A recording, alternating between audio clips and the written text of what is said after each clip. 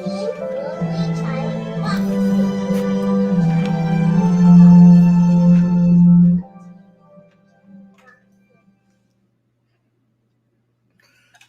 up, y'all? What's up, man? We got a lot to get into today. What happened with Caleb Plant?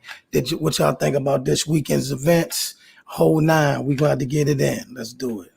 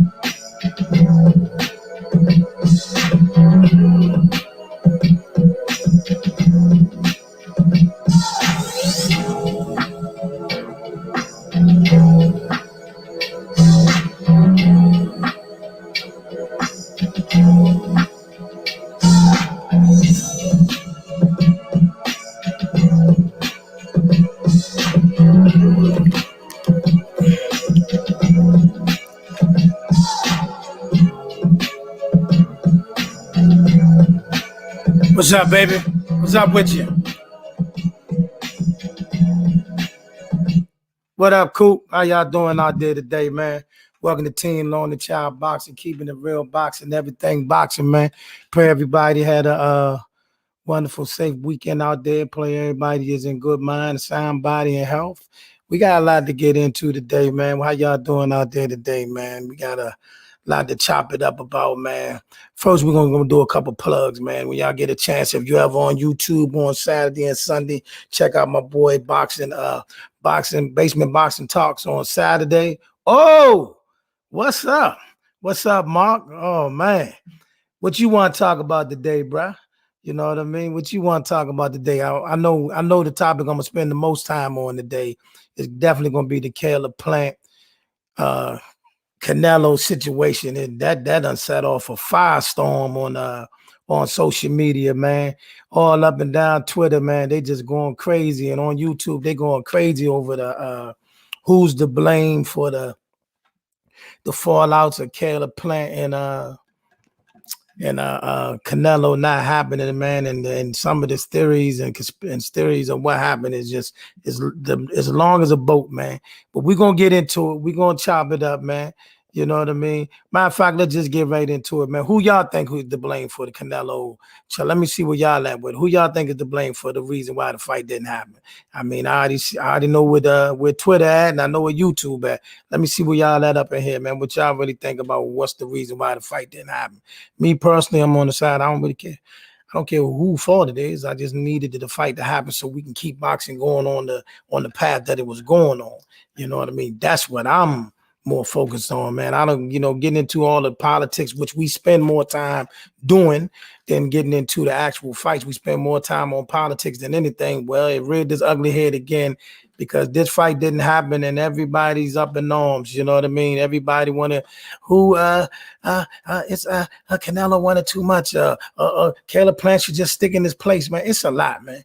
Like I tell people, man, when it comes to these negotiations and stuff right now, and we're in the state of where boxing is, you never really know what the real exact reason for why a fight doesn't happen. It's too many things going on.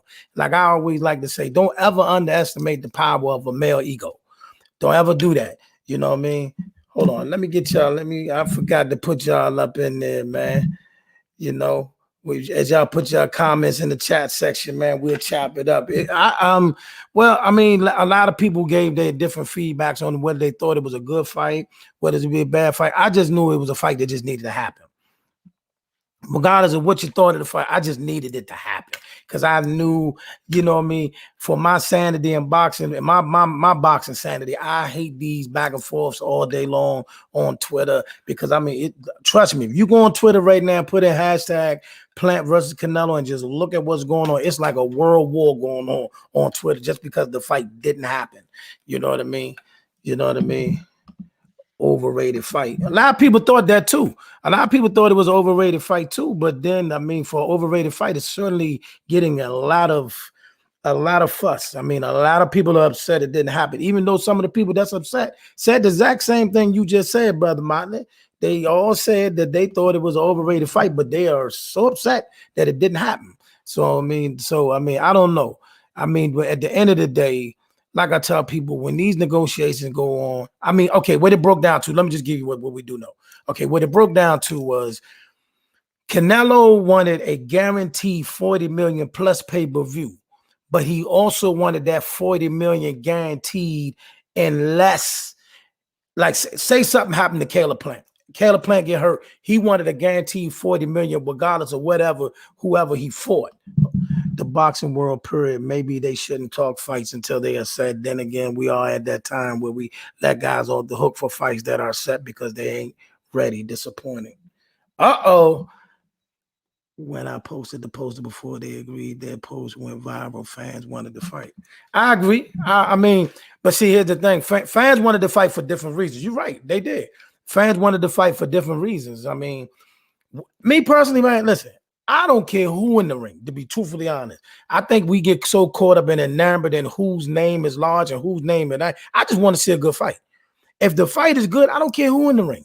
I don't care who's in the ring. If it's a good fight, it's a good fight. That's what is lost. We are so caught up in the commercial banter of these situations and these situations that we forget. I just want to see a good fight. We just want to, what we get sick of is mismatches when we know this fight is going to be some trash. That's where the problem come into play, which I don't think was the case here. But like I said, everybody's all up and on. But like I said, what it really boiled down to, the real sticking point was this.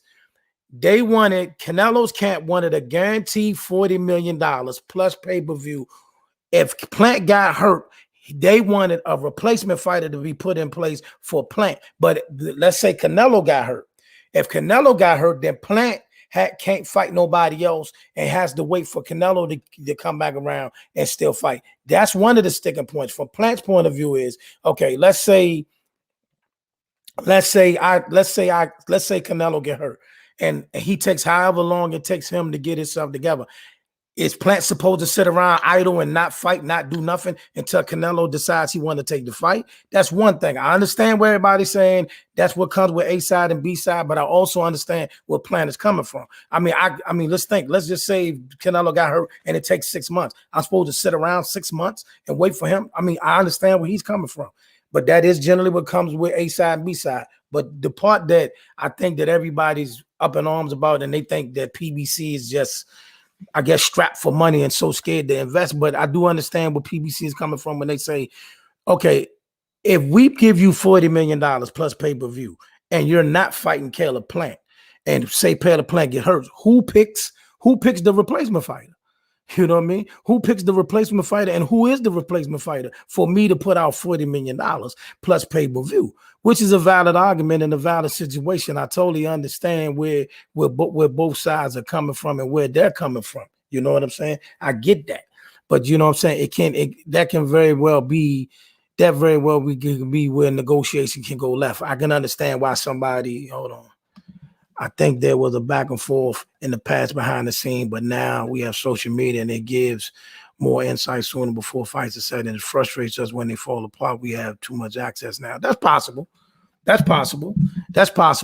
And then you got, let's just be honest, and then you got so many conspiracy theories that's out there now. I mean, like, okay, let's put a couple of these things to sleep. Because like they on social media saying, oh, Fox didn't have the money, or PBC didn't have the money to give up 40 million, because if they give up 40 million and it's not Caleb Plant. Listen, What promotional company is going to invest $40 million plus pay-per-view into a fight that may not include one of their own fighters? Like, do Canelo's team get to pick who his replacement fighter is? It's too many stipulations that come with that right there for me to check out $40 million plus pay-per-view if you're not fighting my fighter. That's just business one-on-one. How can you blame PBC for not signing off on that? Like, okay, if my fighter get hurt and your fighter get hurt, my fighter got to stick around and wait for you to come back to health or decide you want to take the fight, but you can pick whoever you want to replace him. No, that doesn't make sense. And all of this misnomer that, that PBC was trying to, PBC's just trying to lasso in Canelo and all that stuff. Of course, PBC didn't have 40 million such and such for play. I mean, come on, bro. Come on, bro. Listen, come on. And then they was like, well, they were just so trying to get Canelo. Listen, this is not the first time Al Haymon and Canelo have worked together. This is not their first time coming to the table. This is not their first time working with each other. They worked with each other before. This is not their first time doing it. It's just that this time around, they got other people involved in the process that he can't really. I get that. But I'm pretty sure one of the sticking points they had with PBC was, if we putting up 40 million plus pay-per-view, we at least should be able to pick who your replacement fighter is. You know what I mean? Not you. We just give you 40 million plus pay-per-view regardless of who you fight, and then you fight some DAZN fighter that nobody knows or cares about. And then no, I don't know. We're not agreeing to that. Who does that? And I ask anybody, y'all in the comment section, let me ask you a question. Have you ever heard Floyd Mayweather ask anybody that before? Ever? Have you ever heard these type of negotiations with Floyd? And people, we're going to use Floyd a lot today because a lot of people are going to say, well, why are you bringing up Floyd? Because Floyd was once the face of boxing. Floyd was once in this position. Floyd was once the guy. And I've never heard nobody say, well, we couldn't do the fight because Floyd asked for 40 million no matter who he fought. Nobody did that. You know what I'm saying? And I never seen these many stipulations when it comes to a fight. But I mean, okay, it's Caleb Plant. The fight not gonna happen. And now the aftermath of that is they're looking at Bivol fighting possibly Canelo on that same date. But Bivol will have to come down to 168, which he's a natural 175 pounder, which brings him down. To me, listen. Y'all can say what you want. The Bivol is a good fighter. Bivol is a tough fighter. Bivol is a worthy opponent of anybody. But to make him come down from his natural weight to 168 to fight Canelo is a death trap for him. He has no shot. He has no shot. He'll be weight drained. His power won't be the same. None of his reflexes will be the same. That's never good to make a fighter come down from their natural weight to fight. That's disaster every single time. So the Canelo fans can yell and scream and say, well, he's fighting a better fighter. He's fighting a tougher fighter, but you're weight draining him and you putting him in a situation where he's really not going to be up at his best. You know what I mean? Right. It was only... Is a fight happening hardly ever? Why not? Once his opponents were set, that's was it. Right. You know what I'm saying? Like I said, like you listen, deep down, this is the situation. This is the agenda that's going on behind. I said a long time ago when I first saw the interview, when Canelo said out his own mouth. See, this is if you go to YouTube and Twitter right now, you see a bunch of people going up and down, ripping Al Haymon to shreds, saying it's all Al Haymon's fault and he had a secret agenda for Canelo. But the truth of the matter is, Canelo said out his own mouth he doesn't have a problem with Al Haymon or PBC. The only reason he's stuck with Golden Boy because he's being loyal to Oscar. Canelo said that. He said that with a little bit of English he can say. He said that out his own mouth. You know what I mean? So let me get right here.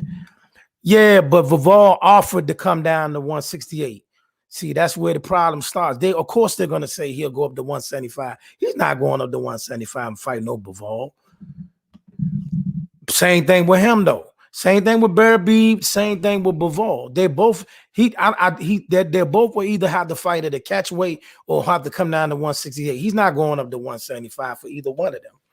You know what I mean? He's not doing it, and they're not doing it. Now, I mean, listen, those are all good fights. Those are all good fights. I wouldn't mind seeing him fight either one of those guys, but they got to be at their right weight. Not at 168, not at 170, none of that. If you're going to fight them guys for their title, or of course, they're fighting you for your status. Your status overrules their title. We get that. Canelo's the face of boxing. You know what I mean? Canelo's the face of boxing, but he's not.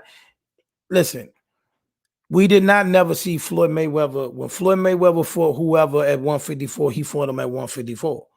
You know what I mean? When he came up to 147 and fought the 147-pound champion, he fought him at 147. He fought the 140-pound fighter at 140. They didn't fight at 144. They didn't fight at 150. They didn't do all that. And I'm not taking shots at Canelo, but I mean, don't sit there and blow smoke to me and say, oh, he's going to do this and do that. We all know Caleb Plant doesn't have a better option than Canelo. Nobody does. You know what I mean? Nobody does. So, everybody's ripping Caleb Plant. Oh, my God, he's never going to make $10 million fighting anybody else. We get that. He's never going to do. We get that. Canelo's the face of boxing.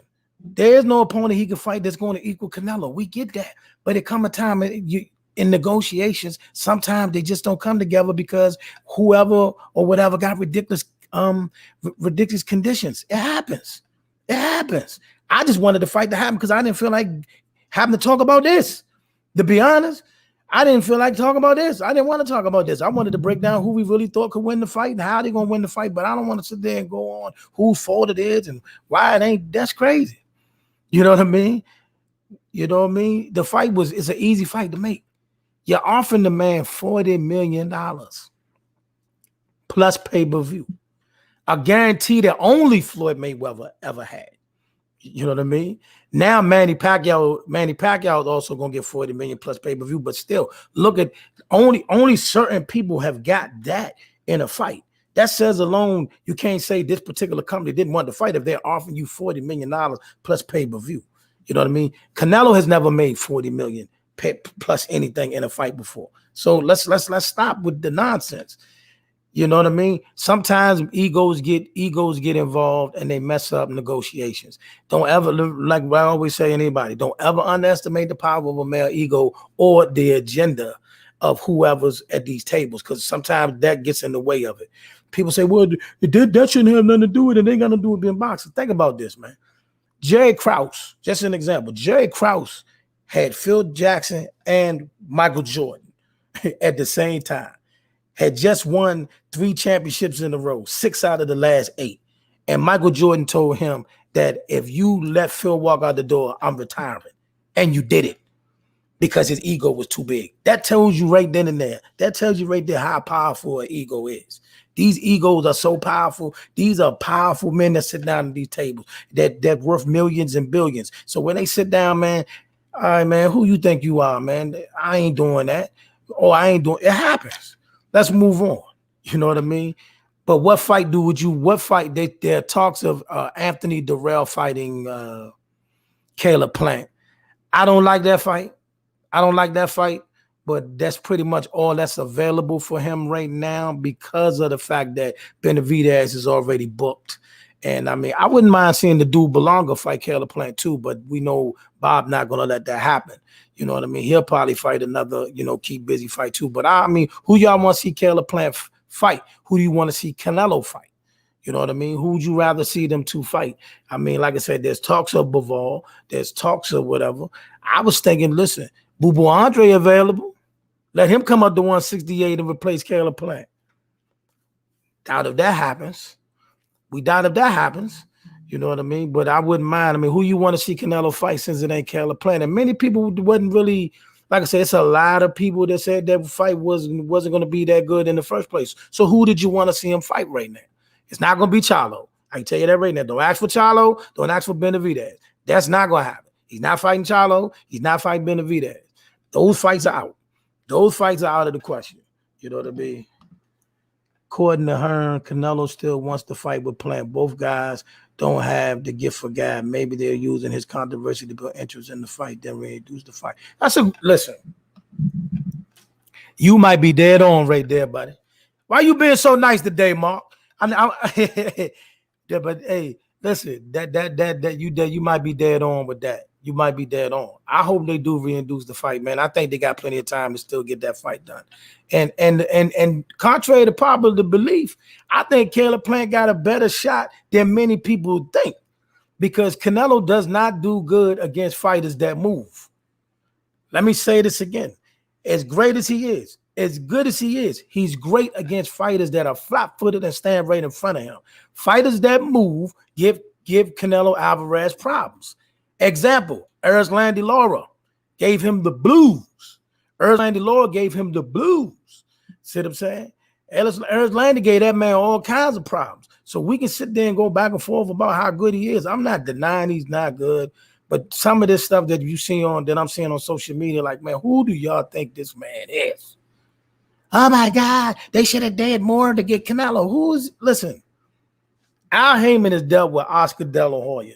Al Heyman has dealt with Floyd Mayweather. By the way, while everybody talking all this stuff about the so-called cash cow boxing, y'all do realize that Floyd Mayweather just made more money than Canelo fighting a YouTuber. See what I'm saying? So don't get this twisted. Don't get this twisted. Yeah, he's the face of boxing. Yeah, he's the biggest thing in boxing right now, but that don't mean they should just supposed to just bow down and give him every little thing, which I don't even think he's behind it. That's why you haven't heard Canelo say something. You forget he got other people working for him. I'm not blaming it on Eddie Hearn. I'm not blaming it on Eddie Hearn, but I do believe Eddie Hearn probably played a part in some of these conditions. Because I've never heard nobody ask for $40 million plus pay-per-view if your opponent gets hurt, you still owe me that. No, I owe you for the fight I'm promoting. You know what I mean? I don't owe you $40 million for whoever you fight next. I owe you $40 million for whoever you fighting, for the man I'm setting you up to fight right now. And that's where we get lost at, man. But what y'all think, man? What y'all think? Talk to me. Who y'all want to see this man fight? But like I said, I think Caleb Plant was going to be a lot more tougher than people think, because again, he does not do that well against fighters that move. Because even if Amir Khan was giving him problems, we knew he was going to knock out Amir Khan. Who didn't know that? But it still took him 6 rounds just to catch him. You know what I mean? It still took him 6 rounds to catch a man that he could knock out with one punch. You know what I mean? It took him 6 rounds to get a hold of him. Is Tank fighting Keith Thurman? Nah, man. Nah, that ain't going to happen. You know what I mean? More than likely, Tank will probably fight a not so popular of a fight coming up, unless somebody of interest shakes loose soon, because Regis is tied up with Mikey Garcia. Josh Taylor has a mandatory that he's gonna fight. So you know it's hard to say, and of course they may be trying to sneak Ryan Garcia in there, but I'm pretty sure he's gonna ask for a tune-up when he come back from his hiatus. You know what I mean? So it's not clear who Tank's going to fight next. Amir Khan has very quick hands and can box. That's true. That's true. No, you're making my point. What I'm saying is, well, now I ain't gonna say he can box. Hold on. He got quick hands and feet. I ain't gonna say he can box, because he gets hit way too much for his boxing ability and gets stretched way too much for his boxing ability to say he can really box. But the thing is, my point is, fighters that can move give Canelo problems. Most of the fighters that you see him doing the things he do is because they're standing right directly in front of him or got little to no movement, which is one of the reasons why let's just put it out there, which is one of the reasons why he doesn't want to fight Demetrius Boo Boo Andre. You know what I mean? That's why everybody want to keep making excuses. Oh, Boo Boo Andre hasn't done enough to get it. Yes, he has. Yes, he has. This man Plant has hand injuries cut, but Canelo has trouble with movement. I think he's 64. I mean, listen, no doubt. I picked Canelo to win the fight. No doubt. Because in the situation you got to look at, you got to look at everything in its totality. Canelo is the face of boxing. Regardless of how you feel about it, he is the face of boxing. So we already saw in Erislandy case, somebody that we all thought outboxed him, and many buffs thought won the fight.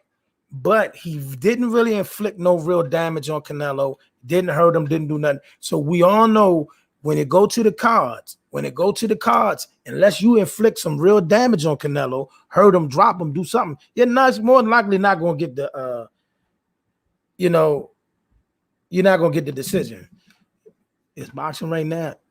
Hold on. He's the face of boxing. I wouldn't say he is boxing. We can live without it.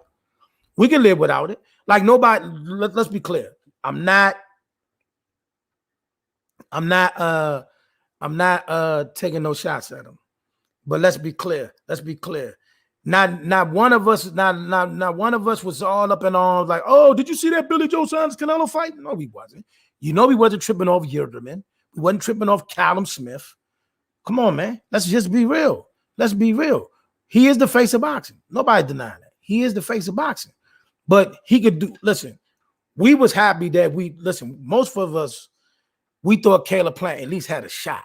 You know what I mean? At least Caleb Plant at least was going to employ some different strategies and movement that he wasn't, he wasn't just going to go in there and lay down. Caleb Plant at least was going to put in a good college try, and we could see different things in this fight.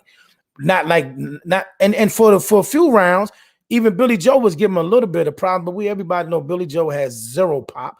Billy Joe has some boxing skills and head movement, but he wasn't no real threat. You know what I'm saying? Not even Kovalev, because I mean, I'm one of the people who think Kovalev took the bag that night, but even Kovalev wasn't even trying to win the fight. He wasn't trying to win. It's a big difference when you're in the ring with somebody that's just there to get paid, or just there to say I got in the ring with you, versus somebody that actually trying to win the fight. You know what I'm saying? Even Billy Joe wasn't trying to win. He wasn't trying to win. He was just trying to make it to the finish line. You know what I mean? But Caleb Plant straight up was going to try to win. Boo Boo Andre is going to come to win. He's not coming to lay down. He's not enamored over being in the ring with Canelo. Boo Boo Andre is coming to fight. You know what I mean?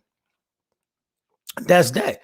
And why? And see what I'm saying? If you got are you downplaying Canelo? No, I'm not downplaying Canelo. I'm calling a spade a spade. I'm calling a spade a spade. You know what I mean? He's the face of boxing. He's the face of boxing. He's not Floyd Mayweather. He's not Floyd. You know what I mean? There's things you can exploit with the guy. And he has done certain things. Put it like this. Had Floyd fought somebody the caliber of a Yildirim, the caliber of a Billy Joe Saunders, the caliber of a Callum Smith, they'd have been ripping his head off. You know what I mean? They'd have been ripping his head off. Floyd didn't even get credit for beating him. You know what I mean? Floyd didn't even get credit for beating Canelo. You know what I mean? The guy we talking about, the face of boxing, Floyd didn't even get credit for beating him. You know what I mean? It's a disgrace how fighters treat Andrade. No, that's what I will say. It is and it ain't. It is and it ain't. He learned a very hard lesson. You know what I mean? Andrade learned a hard lesson, and he's still paying for it. But the question I still got for everybody,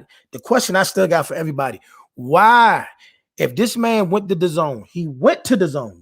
We talking about Boo Boo Andre. He went to the zone to get the Canelo fight, to get the Triple G fight, and with all the fighters they got over there, Billy Joe Saunders, Jaime Munguia, all of these fighters they got over there that he could easily get fights with, he still can't get those fights. But Eddie Hearn is the best promoter in boxing, right? Why can't Boo Boo Andre get those fights? You know what I mean? You know what? Let's do it. Let's get to it. I think Eddie Hearn is a great promoter. I just don't think he's good for black fighters. I said it. I don't think he's good for black fighters. Let's look at this. Think about this. Between Boo Boo Andre, Devin Haney, and Tevin Farmer, the best fights they got was Jojo Diaz and Jorge Dolores. Those are the best. Those are the only two fighters between the three of them that we even know who they are. Facts or no? Facts or no? Those are the only three. That's the only two fighters between the three of them that they fought since they've been on the zone that we even know who they are. Facts. I mean, if I'm wrong, tell me I'm wrong. Tell me I'm wrong. What has he done for the three of them two guys right there? That's why I keep saying, listen, these promoters promote who they want to promote. They promote how they want to promote. Same thing with Top Rank. He promote who he want to promote. They promote how they want to promote. See what I'm saying? The politics of boxing, the money of boxing, how they want it, and the agendas has killed some of the biggest fights. Boo Boo Andre name should be bigger than what it is. It should have been. It should be attractive for Canelo to want to fight him, considering they're under the same promotional banner. No promoter can force a fighter to take a fight, at least not in today's time. But see, that's facts. But you got to look at this. You got to look at this. See, you got to make it attractive for him. You got to make it attractive for him. If me and you on the same promoter, me and you got the same promoter, right? But but as a promoter, you don't do nothing to make this guy attractive for other people to want to come see. Why should I want to fight him? They don't want to fight him over there. They don't want to fight him over there. Why I gotta fight him? Nobody want to fight him. What is he bringing to the table? What is he doing? What are you going to give me what are you going to show me that fighting him going to do for my career? So that's what happened. But he went somewhere where they were supposed to do that for him, right? They supposed to do that for him. They every time you turn around, you hear Eddie Hearn, the best promoter in boxing. Eddie Hearn this, and I'm not coming for Eddie. Not. He good at what he do, but he good at what he do for certain fighters. You know what I mean? He good at what he do for certain fighters. You know what I mean? Look at this way. Billy Joe Sanders, right? Billy Joe Sanders was supposed to fight Boo Boo Andre. The fight got called off because Billy Joe Sanders got caught using PEDs, right? Since that time, Billy Joe Sanders fought for a vacant title at 168, no title defenses, got suspended again for being disrespectful for women. For the keep busy fight that was kind of he didn't even look that good in, and still got the Canelo fight. That's literally what Billy Joe Sanders did to get a Canelo fight. He got suspended for PEDs, moved up for a vacant title, got suspended again for the no-namer that nobody heard of in an ugly fight that nobody cared about, and still got a Canelo fight. That's exactly what happened. That's exactly what happened. Verbatim, step by step. You know, so to say that, you know, this one fighter didn't do nothing to get the fight, well, neither did Billy Joe. You know, Billy Joe got promoted. That's exactly. They promoted Billy Joe. They kept Billy Joe's name in the ringer. Even at the events, even when all the events was going on and his name wasn't even part of nothing, they kept bringing him up. Also, real quick, because I'm glad the monitor reminded me. Also, on August 14th, one of our brothers, Gary Antonio Russell, will be in the ring with a former champion, Emmanuel Rodriguez. That is also on the undercard of Rigondeaux versus I can't even say his name. Kaz. I'm about to read it. Kaz. Oh my goodness. I'm butchering this man's name up on here. It's about to come up. But yeah, he's on the just put it like this. He's on the Rigondeaux undercard.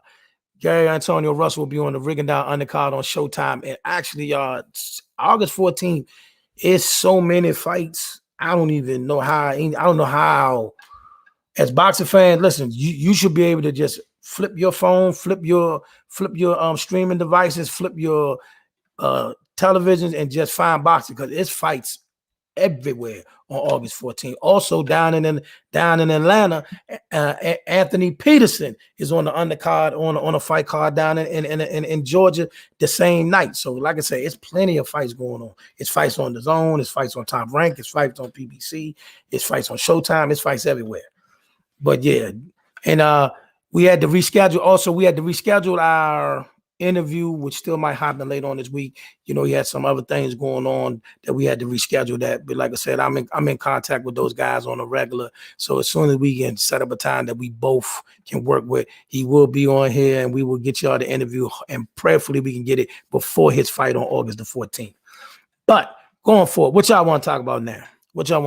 Because it seems like, you know, the real now all the attention now goes to Manny Pacquiao versus Earl Spence. And speaking of that, okay, somebody put out a video the other day, a sparring video, allegedly Earl getting beat up and pushed around. Oh, what's up, man?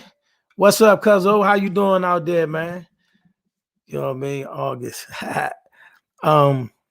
They put out a video of Earl Spence getting allegedly pushed around and beat on and sparring, and everybody's like, well, this is whatever. All right, first of all, I put zero stock in that video. I put zero stock in that sparring thing because, as we know in boxing, you never know what the particular fighter is working on. Who will replace Cody Crowley in the match versus?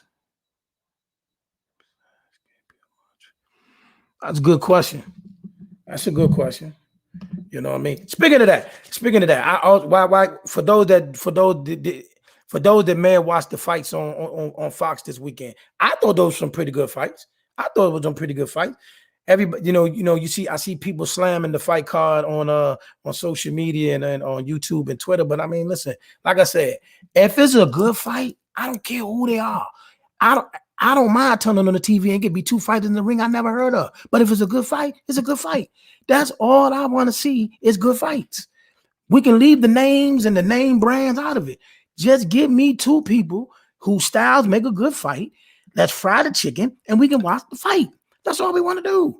I get it. We want to see the big name fighters and the big time fighters fight each other, but still, I get so sick of these mismatches when you put two guys in the ring that ain't got no business fighting. But yeah, that's a good question, man. I don't know. I will keep my ears to the street. I know plenty of boxers who get handled and sparring, but they are the beast under light. Exactly. Because see, what people don't realize is this: sometimes sparring is harder than fights. Which brings up another point as we talk about Errol Spence, right? As we talk about Errol Spence, after the Pacquiao fight, which I predict he will win, and I don't see him struggling with Pacquiao as much as many people think it is. I do believe Manny Pacquiao for the first half of the fight is going to give his all. He's going to put everything he got out there, but I just think it's going to be not enough because he too is a fighter that struggles with fighters with certain characteristics. Everything about Errol Spence is all wrong for the Manny Pacquiao. He don't fight fighters. He don't fight fighters good with a good jab. He don't fight fighters with high work rates. He does not like people to throw a lot of punches. Manny don't like that. See, what Manny like to do is if you fly-footed, you're right in front of him, and you don't throw a lot of punches, he can just dive on over you, run his numbers, do what he got to do, and he don't have a problem with that. But when he has a fighter that can move, or fighter that can make him have to stretch. Because see, when with a little bit of movement, those easy punches now become reaches. They now become stretches. Their punch is not as effective. He can't easily go to point A to point B like he wants to because the fighter's not standing where he want to be, is not punching how he want to punch. Which, like I said, and Earl's a southpaw. So you don't even have that advantage because being that both of them are southpaws, the natural position that he will want Earl to be in so he can throw his punches in bunches, Earl's already in a position where he's out of the way. That's not, like I said, this spells an all-night headache for Manny Pacquiao. You know what I mean? It spells an all-night headache for Manny Pacquiao, which I want Earl to take care of business. I don't want him to hurt Manny too bad, but I do want him to go and take care of business, possibly get him out of there about the 7th, 8th round, and then we can get focused on the fight that we want to talk about. Wait a minute. Before we get to that, before we get to Bud, he got to get it on with Sean Porter. And it looked like Sean is going to activate. Okay, the only thing that could stop the fight from happening was Sean Porter say he's not going to activate the mandatory. He said he's going to activate the mandatory. He's just looking for the paperwork and get it. So it looked like this fight is actually going to happen. Hold your breath. I don't get excited till the ink is on the paper, the fight is signed, and it's official, and we got a fight date. Because we now know in the sport of boxing that nothing is guaranteed till the ink is on the paper and it's confirmed. And even sometimes that ain't enough because fights get moved back because reasons unknown and all kinds of stuff. But as of the hard part we know of it, the fight on both sides, everybody mutually agreed this is a fight they want to do. So Sean Porter versus Terrence Bud Crawford is officially a fight. Now we just got to go through the hard part of letting the negotiations happen and all that. But then also Bob Arum said he's on board with it.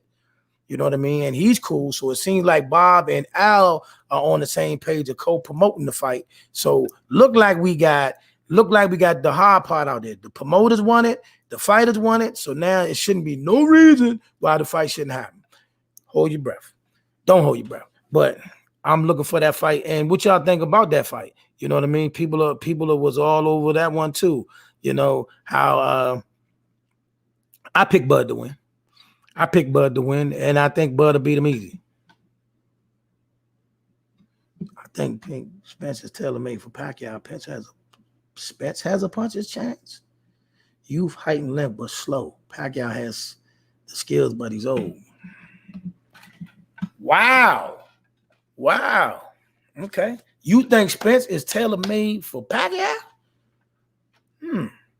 And let's never think about that speed. Spence faster than people think. See, Spence, I'm gonna tell you something. These three fighters remind me of each other, but they not the same in no way. See, Earl Spence, Andre Ward, and Boo Boo Andre, they're deceptive in the ring. They show what they can do depending on who they're in the ring with. See what I'm saying? You know what I'm saying? So that's the thing about Earl Spence. See, if you put him in a fight with this type of fighter, he's going to show you something else. You put him in a fight with that type of fighter, he's going to show you something else. He's never going to show you his total package in one night. He's multi-layered. So don't think that. You know what I mean? He's faster than people think. He's faster than people think. You know what I'm saying? Spence ain't show his skills and speed against Mikey and Danny. Everybody says that. Everybody says that. You know, I hear that a lot. Oh, Spence is basic. He's basic. That's what people think. He's not basic. You know what I mean? Let's say just like Bud Crawford, right? Just like Bud Crawford. You see Bud Crawford got you know, people see him go orthodox and people see him go southpaw. People see that he can punch. People see he can box. But again, it's another gear that he can go to, but nobody's pushed him to that point yet. See what I'm saying? Same thing with Earl Spence. It's another level to him. Just nobody's forced him to do it yet. You know what I mean? They've never been in no real trouble of losing a fight. They've never been in no real trouble of like somebody really laying big bombs on him and he got to show something. He never had to do it, but they got it in them. Both fighters. You know what I'm saying? They both got that special. You know what I mean? I judge from doing film study on Spence. Hey, I'm saying the same thing. Remember this. When he sparred Floyd, when Floyd was getting ready for his upcoming fight, I believe it was either Canelo or Guerrero. Floyd used Earl Spence to get ready for that fight. He was able to keep up with Floyd every step of when they were sparring. They say Earl, out of everybody and over the years that Floyd has sparred, Earl pushed him the most. And some say that was there. Some say that Earl even got out on Floyd at times. You know what I mean? To the point that during that whole training camp, he sent most of them home and told Earl to stay. See what I'm saying? It's something to this kid. That's what I'm gonna tell you. It's more to this kid than people think. And I don't think that Floyd will tell no basic fighter to come back. You know what I mean? And keep him around for most of a camp. I don't think Floyd would do that. And like I said, it's many people that's on the money team that vouch that Earl Spence got busy in them in those sparring sessions. I don't see how if he beat the top fighters different ways. Imagine if he combines the power and grit versus Porter, speed and skill versus Garcia's, walking down Kell Brook in England at his prime. We want the Crawford fight because we think that he will show us a level with everything combined. That's a rumor. Floyd was old. Freddie did the same thing. Freddie? Who's Freddie? Who's Freddie? That's not a rumor. It's not a rumor. He did spar Floyd. Listen, it's confirmed. I didn't say the part where everybody say, you know, he beat up Floyd and all that part. I'm not saying that. It's confirmed that they sparred multiple times, and it's confirmed that he has looked good and had his moments against Floyd. That's an actual fact. And like I said, the people my source are people who was actually in the gym and was part of the money team. You know what I'm saying? I'm not talking about nobody from Spence camp. This the money team told me that. People in the money team said that. You know what I mean? So that's that. Listen, The first time I heard of Earl Spence, before I even watched him fight, before I seen any of the main fights, the first I heard him was I heard about that training session. I heard about that sparring session years ago. I heard about that. And I was like, well, you know, I'm not going to just stamp no kid because of that. I'm going to wait till I see him actually in the ring. You know what I mean? My penis didn't hurt Floyd ribs. He cracked Floyd ribs. That's a fact. That's an actual fact. Lamont Peterson did crack Floyd Mayweather's ribs in sparring. That's an actual fact. That's an actual fact. Yeah, that's a fact. That's confirmed too. That is confirmed too. You know what I'm saying? That's not a rumor. Yeah, Lamont Peterson cracked his ribs. Yeah, that's an actual fact. But like that goes to show you, like again, sometimes sparring is harder than the actual fight because you use sparring to get prepared for the fight. Sometimes you get in the ring and the actual fight is easier than sparring. You know what I mean? But here's the thing: Lamont Peterson's journey was different. Took a different course with the whole when everything went on with the American rematch and all that. That's, you know, Lamont Peterson. Hey man, that's back when Lamont Peterson was one of the, you know, was the dog. You know what I mean? Lamont Peterson was ripping Bama's bodies up back then, man. You know what I mean? That's why Floyd brought him in there. You know what I mean? But yeah, he cracked Floyd ribs. It happened. You know what I'm saying? It happened. You know what I mean? So, there is also, but like I say, it's different levels to this guy. He's definitely better than people think. I don't know why people sleep on this boy so bad, and just I don't know. Same thing on the same token, I don't know why everybody sleeps on Bud Crawford so bad. These boys are the two best welterweights in the game. They both are very, very special fighters. I just hope that we can get this Sean Porter fight out the way. We get this Manny Pacquiao out the way. He's off of that contract. He makes the right decision in October, and we can get the fight we all want at the beginning of next year, Spence versus Crawford. And we can put all of this nonsense to sleep.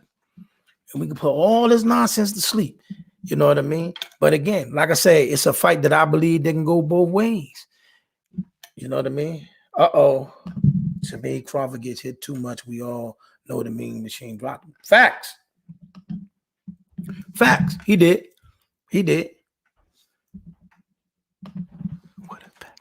Well, if Pacquiao wins, listen, this is what Manny Pacquiao doing. You know what I mean? Manny Pacquiao is trying to get a huge payday, and if he does pull it off, he get another one. He's gambling. He's gonna put his best foot forward, but if he wins, then he fights Bud. You know what I mean? Then he fights Bud. You know what I mean? I'm gonna tell y'all right now. If Manny Pacquiao beat Earl Spence and then turn around and beat Bud Crawford, he the GOAT. He the GOAT. You know what I mean? It's either he the GOAT or they ain't that good. You pick. But nah, you know what I mean? Small gambler. Yeah, but that was a long time ago though. And quiet as kept, man. Listen, man. That's back when Gamboa was on his game, though. That wasn't the same Gamboa that Tank fought and Devin Haney fought and all them other guys fought. He fought Gamboa when Gamboa was Gamboa. Gamboa was a dog when Crawford fought him, man. That wasn't no, you know, that was a 23-0, never been beat before Gamboa. And matter of fact, I'm looking at that fight. When I get off here, y'all, I'm gonna look at that fight again. That was a good fight. I understand Crawford critic, but not Spence. But once Porter fight, I won't feel the same. I don't understand the Crawford critics. No. I don't understand the Crawford critics. I don't understand neither one of their critics. Honestly, I don't understand neither one of their critics because one is clearing out a division on his way to fight just one more person, and the other one is cleared out multiple divisions. Yeah, he has not fought the best at 147. I get everybody's point with that. But he fought the best at 140. He fought the best at 135. He did that. So once you clear 2 weight classes, you're proven. What Crawford fight at 147 has Crawford showing you he's tested and ready. He showed me he was tested and ready before he got the 147. You know what I mean? And here's the thing, like I tell everybody, here's the thing about when he got the 147. When he first got the 147, he had his sights on Keith Thurman. He had his sights on Danny Garcia. They chose not to dance. You know, they chose not to dance. You know what I mean? Which everybody looks for Earl to save them from him. Him and Sean got a different situation. Him and Sean got a mutual respect, sort of a bro situation that kind of kept them from doing what they're doing right now. It wasn't that either one of them was scared of one another. It's that they wanted to honor their bro. Like, I will fight you if I got to. Like, if I got options, I got other options. But right now, Sean don't have no other options. So that's why he's fighting them. You know what I'm saying? I was a Crawford hater for about 3 fights. After he beat little Mike Tyson, Gamble. I was a Gamboa fan. Man, Gamboa was a dog, Sean. Gamboa was a dog. I'm going to say that right now. Gamboa was a dog. Gamboa was rolling. And it just that, you know, I mean, that was a good fight. I like that fight. That was an exciting fight. You know what I mean? So you think Keith and Danny are scared of Bud? Yes, I thought they were scared of Bud. Yes. Yeah, especially Danny. Maybe not Keith so much. Because Keith had options. But Danny, yeah, Danny definitely ducked that rack. Yeah, Danny ducked that rack. Definitely, Danny ducked that rack. Danny didn't want to fight either one of them. Danny only fought Spence because Spence beat Sean Porter. And now the money's there, whether he won or lost. Danny made business decisions. Just like right now, Pacquiao making a business decision. He's not fighting Earl Spence because he thinks he can beat him. He's fighting Earl Spence because Earl Spence can get him $40 million plus pay-per-view. See what I'm saying? And if I pull it off, I could do it again. That's what he's doing. Danny didn't fight Earl Spence because he thought he could beat him. After the accident, he thought he could beat him. But before the accident, he didn't think he could beat Earl. That's why the fight didn't happen. These fights could have been happening. See, what was supposed to happen, this okay, for everybody that missed it. This is not you, not saying that about you, babe. Not saying that about you, Sean. I know where you at. But I'm saying this is what for a lot of people missed. Earl was supposed to fight Keith. Danny was supposed to fight Bud. The two winners were supposed to fight, and that was supposed to be the unification. That didn't happen. Which caused this mess we got now. See what I'm saying? We all know it's different, but didn't Bud and Danny recognize? Yeah, that's the thing. When they was old enough, the last time they fought in the amateurs, Bud beat Danny, but we don't put no stock on that. You know what I mean?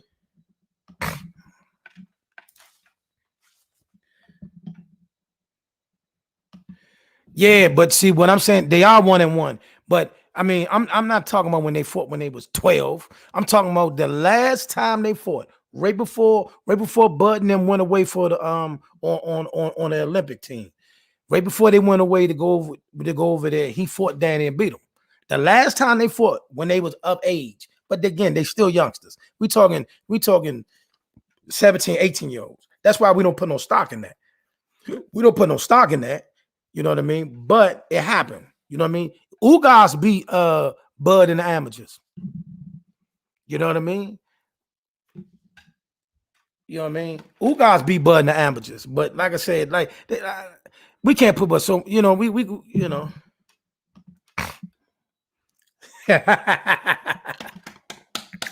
yeah. When Gary, it was before Gary hit him. Yeah, it was before Gary hit him. But again, like I say, I pick him to beat Sean Porter, and I don't think he's gonna struggle with Sean Porter at all. I think he's gonna fight a different fight. I think he's gonna show a different dimension to his game. I think he's actually gonna do what nobody else done. He's gonna box, Sean. See, and everybody, and I wanted to happen that way because I want everybody to come back and say, "Oh, you see how easy he beat Sean and Earl struggled." All better to make the fight better. Stew the pot even more. I want that fight. I was willing to wait for that fight, but then we waited too long for the fight. See, when we knew a long time ago that Earl Spence and Bud Crawford was going to be the two best at 147. No shocks. It just took too long for us to get the fight that we're looking for, and that's because that's where the politics took over. You know what I mean? That's where the politics took over. But then, like I said, that's where I have issues with the likes of Bob Arum and the likes of the Eddie Hearns of the world, because they had it's easy. It was so easy to make Bud into a marquee, player in boxing, and that's what makes the fight more alluring. See what I'm saying? Like at the same time, after a while, those fighters had nothing to gain from fighting Bud, because his own promoter's not putting him out there in the stratosphere he needed to be. You know what I'm saying? You know what I mean? And which causes problems. You know what I mean? There's no reason for it. This guy was fighter of the year. This guy had won multi divisions. Him and Lomachenko basically was the first two top ranked fighters on ESPN and ESPN Plus. And then Tyson Fury came out the ashes and got the biggest deal out of everybody. That's why the fight with him and Deontay Wilder was so easy to make. The money was already there. They cashed in. Them boys got big money, big dough. Like this, and again, they about to do it again. This fight, even though it got moved back, when they fight, man, them boys about to scrape the bank up. They about to tear the bank up with this fight. You know what I mean? Tell me it makes sense to y'all. Tell me in all honesty, and I'm not taking a shot at no fighter, but tell me this: with all the complaining I see about Deontay Wilder not being able to fight and Deontay Wilder not being that good, you do realize by the end of this year, in the ring, and without even knowing what he made per pay-per-view, Deontay Wilder is going to clear over $100 million. You know what I mean? You know what I mean? And Deontay Wilder is way more paid than like Bud.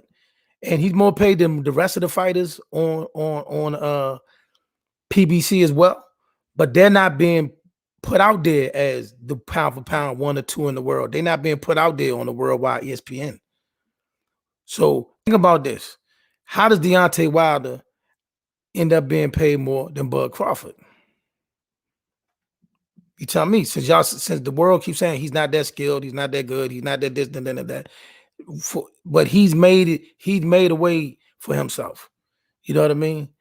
So, and that's my point. My real point is, with a big time promoter like Top Rank, there's no way that Bud should be in the situation he's in. Too talented, too accomplished, on the right places, and shouldn't be in that predicament. Everybody should have been running to want to fight him. Everybody should be jumping at the opportunity to want to fight him, because one, I'm fighting somebody that's established, and I'm fighting somebody that can make me some money. Everybody that fought Floyd Mayweather didn't think they could beat him. Everybody that fought Floyd Mayweather didn't get in the ring because they thought they could actually beat him. They got in the ring with him because fighting him changes my life. It changes everything about me. I'm getting seen by crowds of people that I wouldn't normally be seen by. I get to make money that I never made before. I get to go on radio shows. I get to go on ESPN. I get to go on Fox. I get to go on FS1. I get to go here. It's a different world when you fight somebody of that status. And that's what it's supposed to do when you're the pound for pound 1 or 2 in the sport. Just like fighting Canelo right now, it changes your world. I want to believe it and see him in Spence, so I hope he handles Porter like you saying. Yeah. We definitely don't want no hiccups with that. We definitely don't want no hiccups with that. Sean Porter win that fight, messes everything up. It messed everything up. As much as I like Sean cool dude, but it messed everything up. See, that's another fight on August 14th. Like I said, he gonna destroy the Mean Machine. Yeah, Mean Machine, he too big, too strong for the Mean Machine. See, that's another thing about some of these fighters. Virgil Ortiz should be a junior middleweight. Virgil Ortiz should be at 154. You know what I mean? No question. But, listen, they can make the weight. They can do what they got to do. He is a big 147-pounder. He's going to pummel the Mean Machine. He's going to pummel the Mean Machine. But I give Mean Machine credit, man. Listen, he's fought some bangers. He fought some fighters. You know what I mean? He fought some fighters, man. Hopefully, listen. Hopefully, at the top of next year, we should be able to. It looked like the Mean Machine going to end up having to fight Boots before he gets any kind of real recognition. I mean, it looked like Virgil's going to have to fight Boots. I was hoping Boots could get hold of Keith Thurman or somebody like that. But we don't know what Keith's doing. And Ugas is already tied up. Mikey's already tied up. So I'm hoping that maybe Boots can get Keith.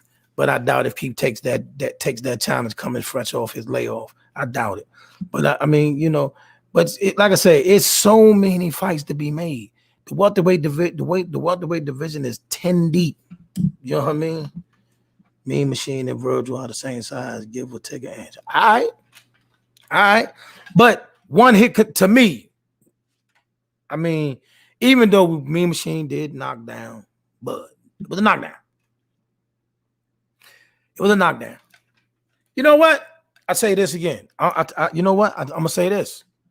Now that I think about it, if the Mean Machine fights like he fought against Bud, the first half of the fight, it could get interesting. He could make a good scrap out of it. He can make a good scrap out of it. I'm gonna go with Ortiz because he's younger, and I think it appears that he's stronger. But I'm gonna go with Virgil. I'm gonna go with Virgil, but I still stand by the fact that I think Virgil should be a 154 pounder.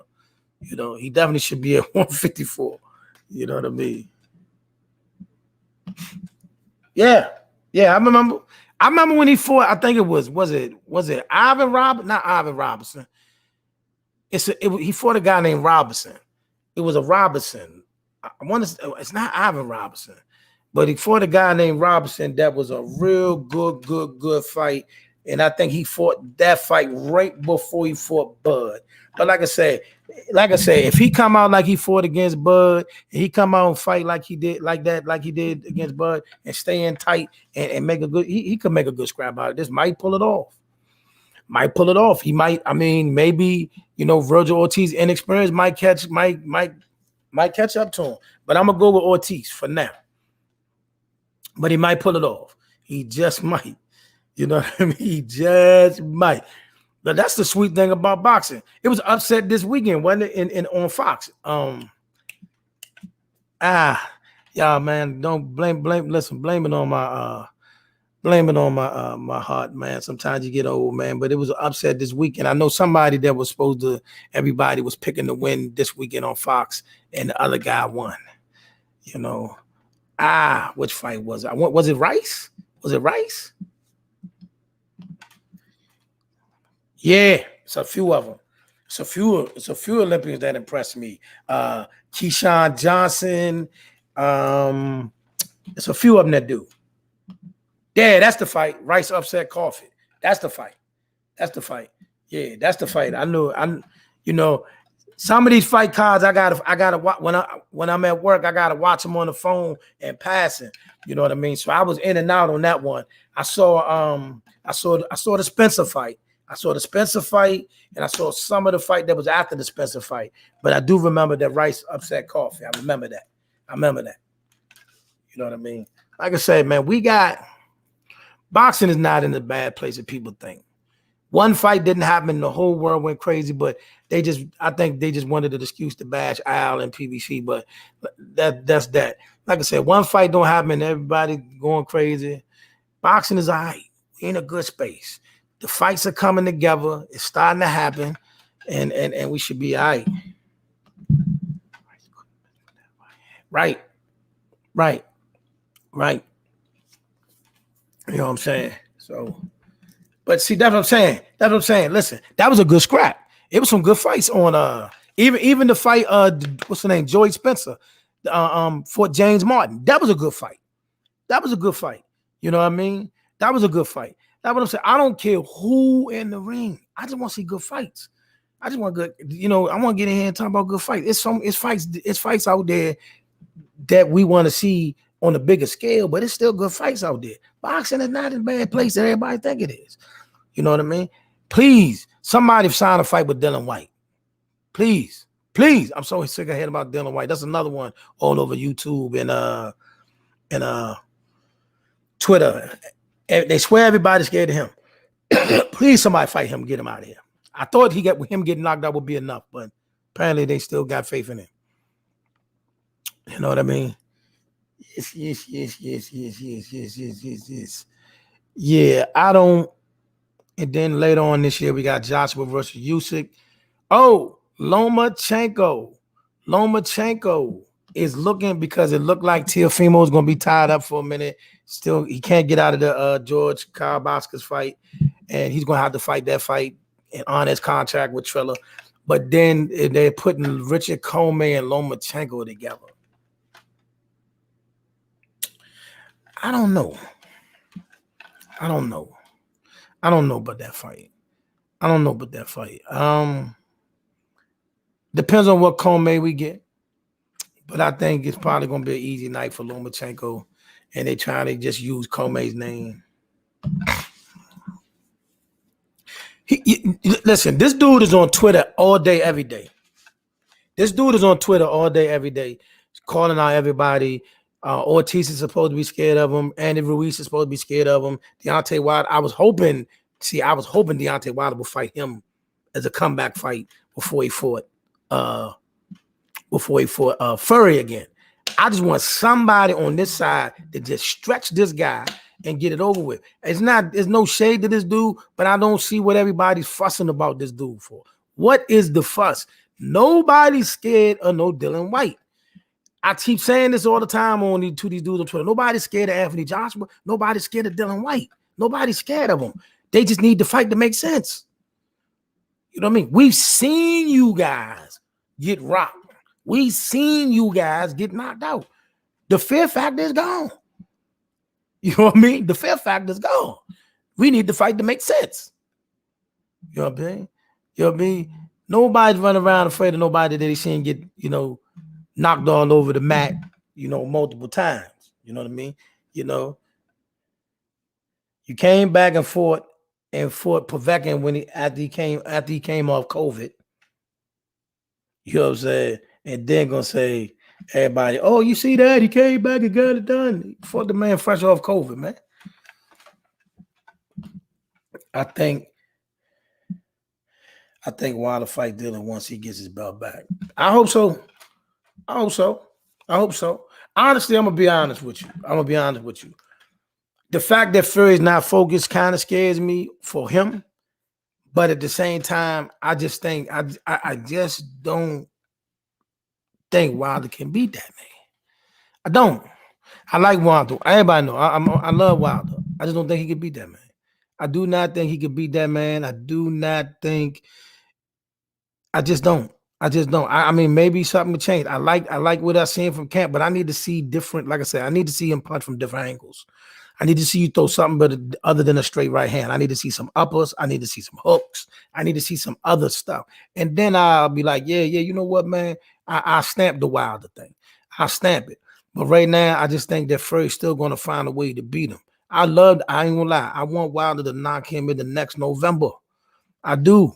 I want Wilder to knock him in the next November. I want to see Wilder knock his socks off. I just don't think he can do it. You know what I mean? I just don't think. You know what I mean? I'm riding with Wilder that night. I just don't think he can beat that man. I just think it's a bad matchup. That's why I wanted him to get a couple more fights underneath his belt, then come back and get him. You know what I mean? But we here now. I just hope that Wilder finds a way to survive. Just whatever happened last time, that can't happen again. You know what I mean? That was hard to watch. You know what I mean? So I hope that don't happen again. But like I said, I need him. Whoever wins that fight, if they don't fight Anthony Joshua, please, somebody, please fight Dylan White. Please get Dylan White out of here. I mean, this man's suing the WBC.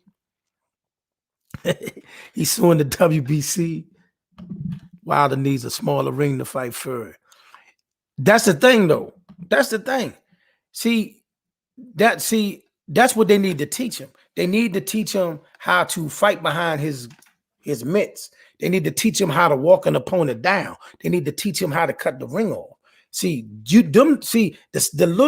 little one or two mechanic that you can give Wilder changes everything because his punching power is real. That's a real thing. he really hits that hard. You know what I mean? But you got to do Fury doing all this herky jerky and for real, Fury's not even that fast. He's just moving. He's not even that fast. He's not even that agile. He's not even that athletic. That's what I'm saying. He's not none of those things. He just finds a way to make, and Wilder telegraphs his punches. So he can see the punch coming a mile away. Now, maybe what I do see with this, the one X factor that I do see he's getting with the Malik Scott is his punches are coming a lot faster. They're coming a lot faster than they normally do. Now, if Wilder stay off his back foot and he shoot them shots a lot faster, he may be able to catch Fury a little cleaner and hurt him. And I do like that he's actually throwing body shots. You know what I mean? With that devastating power that he got, now some of them body shots could hurt Fury. You know what I mean? So, like I say, he has a puncher's chance against anybody. There's nobody that he ain't got a puncher's chance against. I just want to see him do other things because, like I say, I think he can beat every other heavyweight but Fury. I think Deontay Wilder can beat everybody in that heavyweight division but Fury. I think he'll knock Dylan White out. I think he'll knock Anthony Joshua out. I think he whoops them all. Ruiz, all of them. He whoops them all. He just can't beat that great big 6'9" guy for some reason. But I think Deontay Wilder, if he can get past Fury, he will be the king of heavyweights. That's a big if, though. He will be the king of the heavyweights if he can get past Fury. Because Anthony Joshua is still a sucker for a right hand. Sucker for a right hand. Sucker for it. Can't miss him with it. You know what I mean? And we know he ain't got no chin. He's chinny. You know what I mean? So not taking nothing from Joshua. Joshua's a good fighter. I like Joshua, cool dude. I see why everybody love him, but he just don't have a chin. He don't have a chin. That man got one of them Amir Khan chins. You know what I mean? He got one of them Amir Khan chins. He hit that thing, he's out of here. You know what I mean? And they love him though, but they love him. You know what I mean? The YouTubers love him. The Twitter love him. You know, they think he can nobody beat him. Everybody scared him. Even though he's been knocked out, they think that everybody just scared to go fight Anthony Joshua. But like I say, if Wilder can get past Fury, he'll get Joshua out of there. He'll get Joshua out of there. What's up, champion? How you doing over there? What's up? What you want to talk about? What you think? You know what I mean? But like I say, man, I hope Fury lets us see it at this rate. Not sure. You hold on. Clarify what you mean by that. You hope Fury shows us what though? Oh, you mean you hope Fury gets in the ring? You hope Fury get in the ring? You know what I mean? You think Fury? Hey. Listen. I'm not opposed to that. I'm not opposed to that. I like I say, if he's focused, I just don't see how Deontay wins. Like I say, he has a puncher's chance to get anybody. If he wins, I am ecstatic. But the thing about it is Fury was on to something. See, like I told everybody, if you look at that first fight, the first fight when they fought, when he dropped Fury in that 12th round, right? He dropped Fury in that 12th round. The second half of that round, as he's trying to take Fury out, Fury backed him up. Something he did, Fury did stopped him in his tracks. See what I'm saying? And Fury took that and fed off that into the second fight. And then, of course, he added the little tactics, the leaning on the body, the hitting behind the head. It's part of the fight. And no doubt, I know this time around, everybody from the commissioner from the whole Nevada State, the boxing commission is going to be at that table when they fight. The whole Nevada State Boxing Commission is going to be at the table to check the gloves, to check the wraps. They're going to make sure everything is 100. When it comes to the gloves this time around. But like I said, Wilder's throwing his punches a lot faster. Maybe one of them get through. Maybe. He cannot fight off his back foot like he did the second fight. Fury was able to back him up. Fury was able to lean on him. Fury was able to pull on him, tug on him, do what he got to do. He got to come better than that. You know what I mean? And Wilder been in shape Wilder was in shape months ago, so he's in tip-top shape. So it's not a question of whether he's not feeling it, and you know, none of the issues with the legs.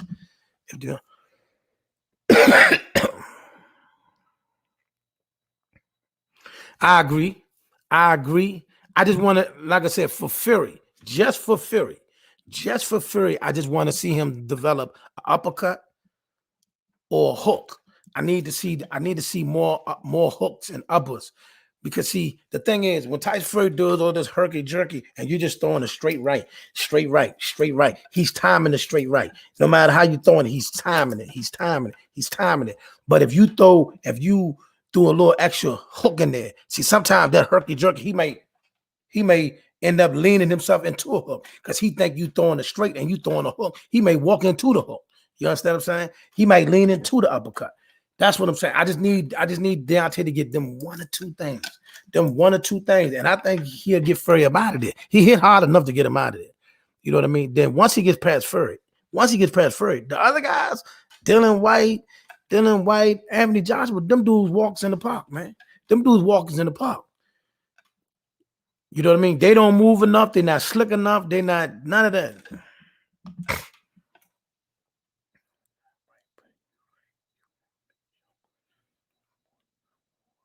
Right. I mean, I just think it's just for Fury because y'all also got to remember, Fury's 6'9". Fury's 6'9". So not only are you throwing a straight shot, you actually throwing your punch at a different angle because of Fury's height. And because of Fury's height, when Fury's leaning, you know what I mean, and doing all that extra stuff, it takes him. Your punches take a different angle and a different flight. That's why I want him to mix them punches up, with some hooks and uppers. You know what I mean? Like I said, he still might get it through. Like I said, the way he's throwing his punches right now, he's throwing them Jones like really, really fast. Like he's throwing sharp, fast, piston-like punches, like my man said. You know what I mean? So he may very well lay around and get one through. You know what I mean? He might. But I just don't want to depend on that. I want him to have an arsenal. You name it, an assortment. You know what I mean? Because like I said, I need him to get past this guy. Get that belt back, shake everything back up, put everything back in its perspective. You know what I mean? But it ain't gonna be easy. You know what I mean? It ain't gonna be easy. You know what I mean? Woo-woo. What we talking about?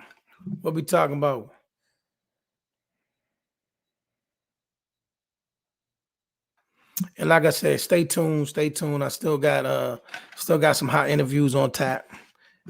This may turn into a WCW match early. I hope Wilder is composed, cause it may be, because if there is evidence for a cheater, he may come out. Oh, see.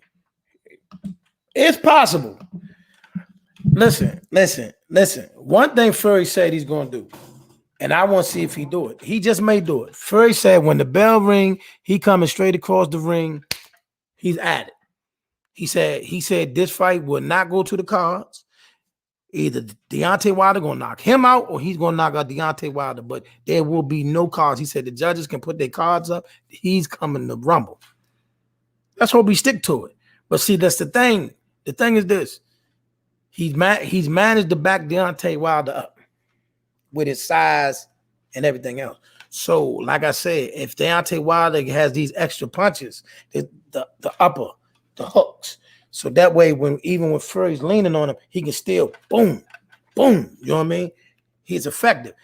See, Deontay, the way Deontay Wilder's fighting with the straight right, he only can hurt Fury from a distance. And even that's hard because he got to close the distance because Fury's 6'9". See what I'm saying? So that's what I'm saying. That's why this fight is such a tough fight for him.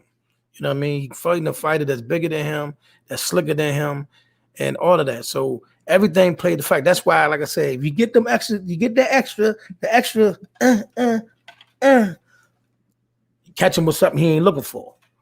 You know what I mean? Just like a matter of fact, just like in the first fight, when he dropped him in the 12th round, he dropped him with a hook. See what I'm saying? He dropped him with a hook. You know what I'm saying? So that's that. I'm just saying. But at the end, Kilo, I think, like I said, I'm going with Mr. Fury till they show me otherwise. So they show me otherwise. Hold on. Wouldn't be surprised if Thurman Tank fight too.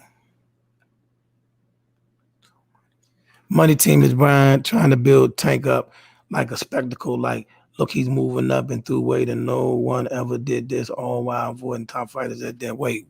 Woo! Avoiding? You're using the word avoiding? Exactly who is he avoiding? Let's stay there. Who is he avoiding? I need that. I need you to give me that. Who is Tank avoiding? You know, I agree. His resume, it could be, is up for debate. We can debate his resume. But who is he avoiding? I want to know. Who is he avoiding? Talk to me. We can debate the level of his resume. But before we do that now, okay. Who has he fought? Top fighters in their weight, 130, 135, 140. Please tell me. Okay. Well, he just got the 140 and Mario Barrios. Now check this out. Here's the thing about that. Him and Gary was never at the same weight. You know what I mean? Him and Gary was never at the same weight. He was always a weight class up further. Gary was just willing to fight him. You know what I mean? Gary was just willing to come up to fight him, but him and Gary was never at the same weight class. You know what I mean? Gary was just willing to do it. Facts.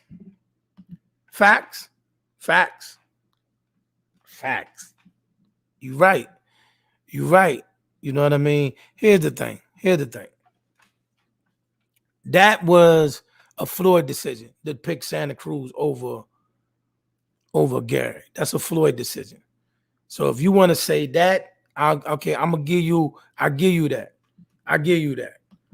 But these other guys, hey, as soon as Gary said he was moving up Tank,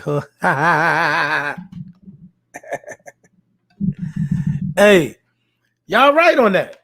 Y'all right. You right on that one.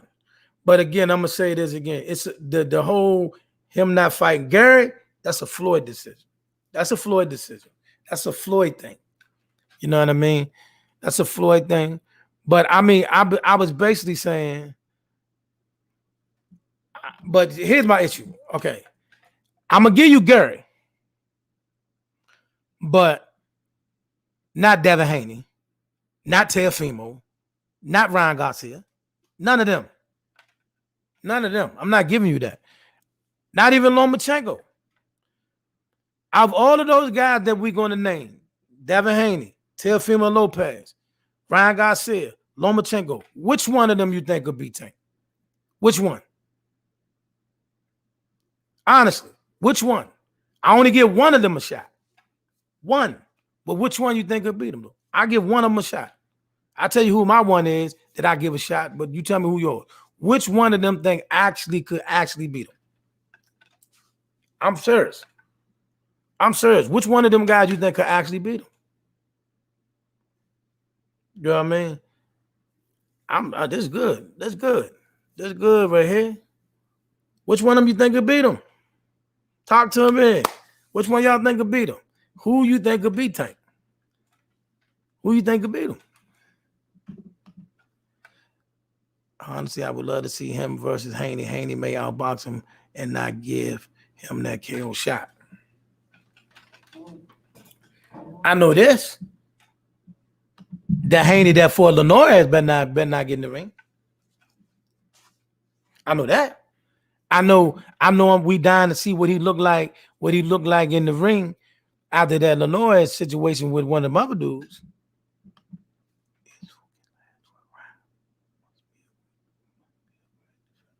That's true. I'm gonna tell you this. The only fighter out of that group that I think would give him a chance. Yes, Devin Haney could box. Devin Haney can box. We know he could box. And he boxed beautifully. But we seen in the Linares fight, we saw that when he get hit, he can be hurt. He got hurt and he got hurt bad. You know what I'm saying? He got hurt and he got bad. He literally had to hold on for 3 straight rounds. You know what I mean? Now, it wasn't the fact that he got hurt that I got a problem with. It's the fact that 2 and 3 rounds later, he still didn't have his legs. That's what bothered me. That's what gave me concern with Devin Haney. That gave me a lot to say. Wait a minute.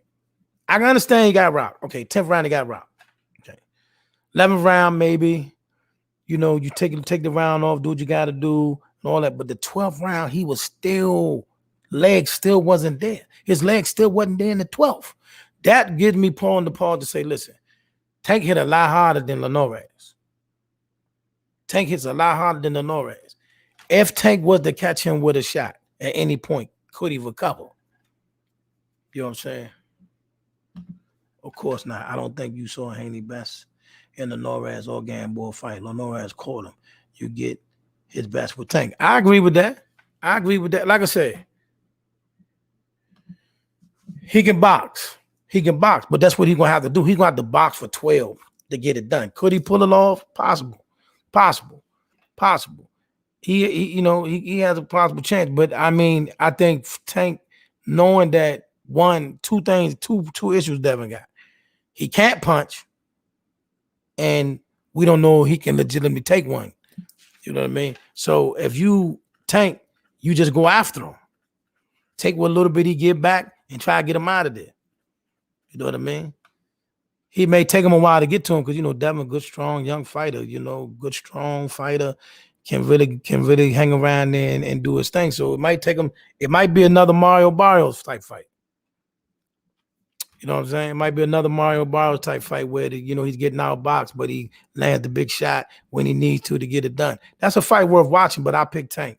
The only fight, and I picked the fight I think that will give him the toughest fight out of that group is Teofimo, because Teofimo can punch too.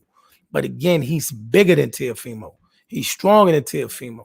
So I don't know if Teofimo even goes that route to try to bang, because Teofimo, if Teofimo bangs with him, Teofimo got a shot because Teofimo can crack too. But can Teo, he KOs Loma, Ryan, and Teo. It has become someone who avoids his KO punch. It has to be someone. If Gamboa don't tear his Achilles, that may turn out a little different. I mean, I don't know, but I mean, he may KO Teofimo. He may, but Teofimo will go out. Teofimo at least can bang. Ryan Garcia just get hit too easy.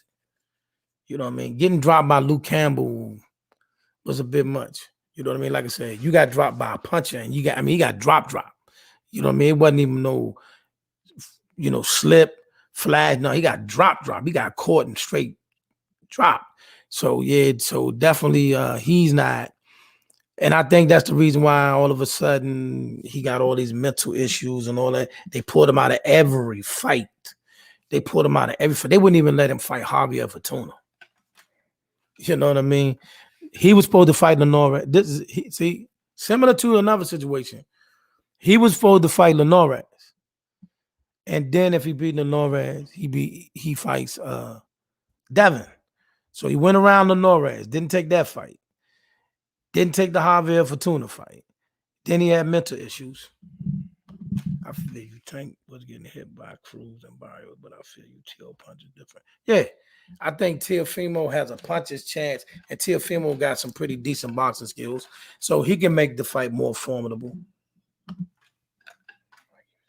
Yeah, he can make the fight more formidable, but I think Lomachenko just too little and don't got enough power. Now, Lomachenko will do a lot of movement, throw a whole lot of punches, but I think eventually he'll walk Lomachenko down too. You know what I mean? I think he'll walk Lomachenko down. I think he'll clean Ryan Garcia up. And then, like I said, so the best 2 fights out of that group is Teofimo and Devin, but I wouldn't say he avoided them. You know what I mean? So when you say somebody avoid, to me, this how I feel. When somebody say somebody avoiding somebody, what is it about this fighter that scares him? You know what I mean? Is it the speed? Is it height? Is it power? What is it about that fighter that he's like, oh, I just don't want to deal with that fighter? I don't see any of them that does that to him. That's just me. I don't see anybody that he'll be like, oh my God, I can't deal with that. Nah, I don't think so. Nah. I think he'll eventually get Devin out of there. You know what I mean? I do. Hopefully for Gary, I hope Gary can Leo Santa Cruz is a man of his word, and he gives Gary his shot.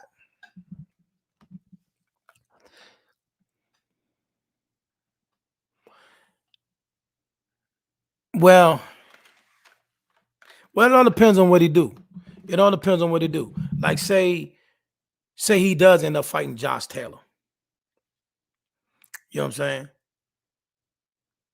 saying? Let's say he ends up fighting Josh Taylor, and somehow, some way pulls that fight off. Oh, that's out the window. You know what I mean? So it all depends on what he does now. If he doesn't fight them, and he doesn't fight them, and he doesn't fight Josh Taylor, then that changes everything. But like, say he fights Josh Taylor, that changes everything. You know, that changes everything. He fights Josh Taylor, it don't matter if he fight any of them guys. You know what I mean? Loma didn't start fighting until 6th round of Lopez fights. Once he engaged, he won round, but lost 12 badly. That's the point. See, that's the thing about that fight. It's a reason why he didn't start.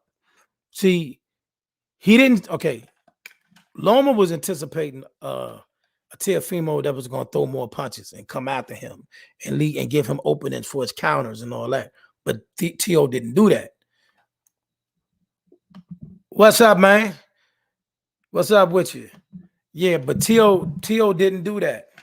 Teo kind of held his ground, used his jab and movement. And I think Teofimo's hand and foot speed was a little bit more than Lomachenko anticipated. And not to mention, he knew it was some hot sauce coming back off them jabs. Teofimo just wasn't flicking the jab. He was putting some heat on him. So Lomachenko it wasn't that Lomachenko didn't get started. Lomachenko was being cautious because he didn't want to run into nothing too early. But then in the second half of the fight, when Teo was kind of slowing down a little bit and calculating, Loma started to come on and pick his shots then. But again, when the fight was in the balance in the 12th round, he went out there and he whooped Lomachenko. He ain't just beat him in the 12th round. He whooped him in that 12th round. Rocked him. I mean, he punished him in that 12th round. You know what I mean? So, yeah, like I say, if they fight again, I think Loma stops him. I mean, I think Teofimo stops him this time. That's just me. I think Teofimo stops Lomachenko if they fight again. I think he goes out there, and I just don't see. What adjustments he's going to make. Plus, Teo must have been.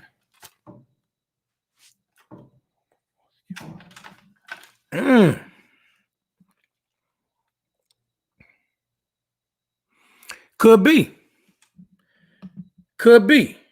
You know what I mean? Could be. I'm skill wise. Let me see. Well, he fought Rigondeaux. Nicholas Walters, and Gary Russell.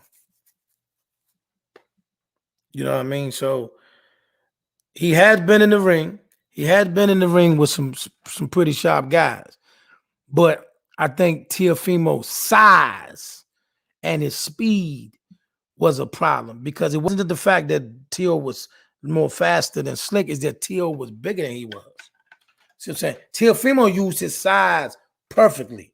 See, instead of dipping down to try to match speeds and which one, he stood straight up and kept his jab out and was able to step back on that foot whenever he needed to. He fought very smart.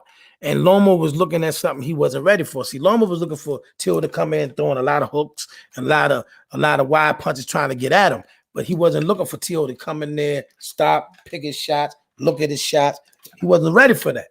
And like I said, and when he was touching Loma, he was touching him. You know what I'm saying? But so I'm not gonna say he's the best fighter Loma fought skill-wise, but he is one of the best fighters he fought. But, Loma's been in the ring with some sharp cats. He's been in the ring with some sharp cats. Rigondeaux, Gary, he's been in the ring with some sharp cats. You know what I mean? I'm not going to say that. Man, I had to think about that one, man. I had to think about that one for a minute. You know what I'm saying? I had to think about that one for a minute. Not a Loma fan. But honestly, when I watched that fight, I didn't see him hit the gas till the 6th round when he realized he was losing and it was too late. T.O. never hit him like Castano had Charlo. Huh? Charlo hit the gas and got caught. Loma never hit the gas. Like Castano had Charlo. Huh? Because 2 doesn't seem to 1. Well, T.O. got a contract situation with this George Kyle Boxer's fight. He's contracted to fight this guy, George Kyle Boxers, which the fight now has to happen. He's tried to legally get out of it so he can do the Lomachenko 2 fight, but that's not gonna happen. So that fight gotta happen. Lomachenko is gonna fight Richard Comey in the meantime, and then they'll probably meet at the beginning of the next year. You know what I mean? But again, here's the thing. When Loma came, as you saw, right, everybody was like, oh, he was injured and all these other things. But if you look at the second half of the fight, when he started to let his hands go, he obviously wasn't injured. He obviously had everything he needed, but what he was hoping for, this is what happened. What Lomachenko was hoping for, was, okay, he thought one or two things were going to happen. Either the youngster was going to come after him and throw bigger punches to give him opportunities for counters, or he thought that youngster was going to slow down. And that didn't happen. So he had to get busier. Yes, when Charlo tried to walk Constantine counter, would catch Charlo with quick punch, and that would backtrack Charlo up. That never happened with Loma T.O. Castaño didn't hurt Charlo, but I thought he outworked Charlo. Charlo rocked him twice, but Castaño never hit the canvas, don't think. No, he didn't. He didn't hit the canvas. But here's the thing about the T.O. thing. Here's the thing with T.O. T.O. hit him with something early. Like maybe the first round, second round, he hit him with a shot. It wasn't a big shot, but it was a shot. It was an attention getter. That punch let Lomachenko know that this guy has the capabilities of legitimately hurting him. Like, just look at the 12th round. The fight had a chance. Lomachenko still had a chance at salvaging either a draw or somehow, some way doing some things in that 12th round. And T.O. did hurt him. See, he did hurt him in the 12th, which he knew was a possibility, but he knew he had to step up to try to do something in the 12th round. And when he did, T.O. caught him. T.O. hurt him. This is why he was being cautious, because he knew there was a potential this young boy could hurt him. See, think about this. If he steps on if Teofimo comes after Loma like he did in the 12th, hold on. Yeah, but I thought T.O. would slow down, get tired. Didn't happen. That was a bad strategy. If he hit the gas in the second and not 6, maybe it's a different fight and we would see next time. It's possible, but I think, being that Teofimo hurt him in the first round, in the first fight, and he know he hurt him. He know he could hurt him. I think T.O. is going to match that aggression in the second fight. A lot of people got to remember, T.O. is a sharpshooter normally in the first portion of fights. He's never that lax like he was in that Loma fight. So if Loma's thinking, I'm going to come out with more intensity and, bring the fight to him early, T.O.'s going to match that intensity. And T.O.'s going to try to catch him to get him out of there early. So I don't think he'll get him out of there early, but I think he'll hurt Lomachenko early, and I think he'll walk him down in the early part of the second half of the fight, and I think he gets Lomachenko out of there by the 8th or 9th round. That's me. I think there's nothing he can do with that young boy. He just can't beat that youngster. You know what I mean? It happens. You know what I mean? Every now and again you meet a youngster, you just can't do nothing with him. I think nothing he can do with that youngster. You know what I mean? But like I say, that it'll be a good fight. But like I said, I think Teofimo gonna really hurt him in the second fight. And like I said, I like the Tank Teofimo fight. I think this is excuses trying to get out of contract. Push dates is only going to hurt the fighters doing the pushing. I think it plays on your physique.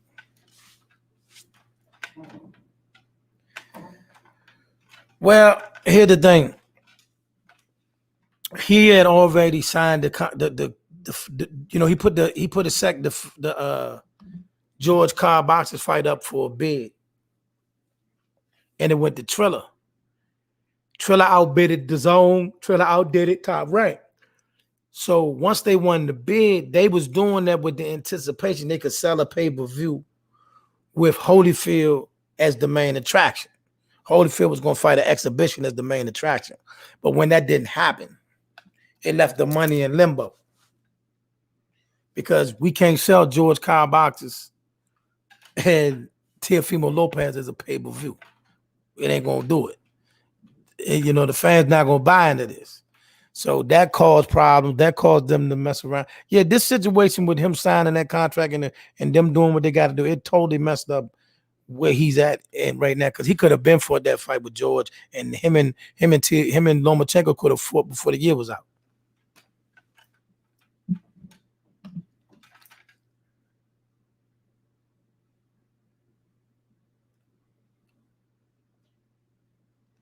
It could.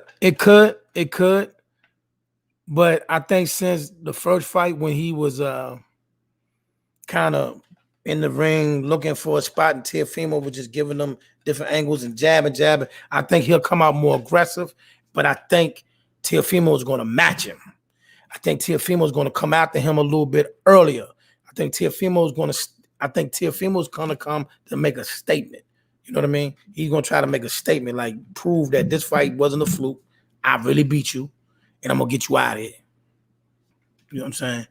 So maybe, like I said, maybe Loma was a little bit slicker, maybe, but I think Teo got his number. That's just me. I think Teo got his number. You know what I mean? That fight, I was watching that fight like, what the world am I watching? What's happening here? I didn't see this coming. You know what I mean? I didn't see that coming, man. You know what I mean? You know what I mean? You know what I mean? One guy.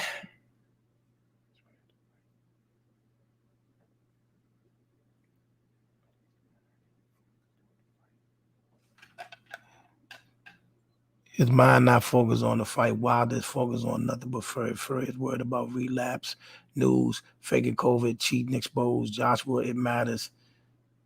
It matters his mental loss round one via the push. He wasn't ready.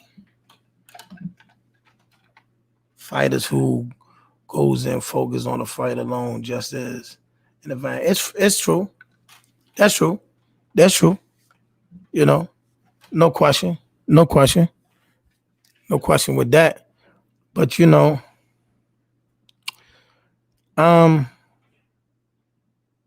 I think Teofimo will take care of business with that fight. They just have to fight the fight and don't worry about what the pay-per-views is.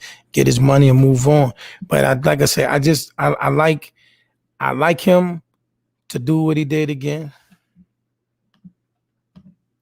He needs, I bet Lopez cashed major ticket.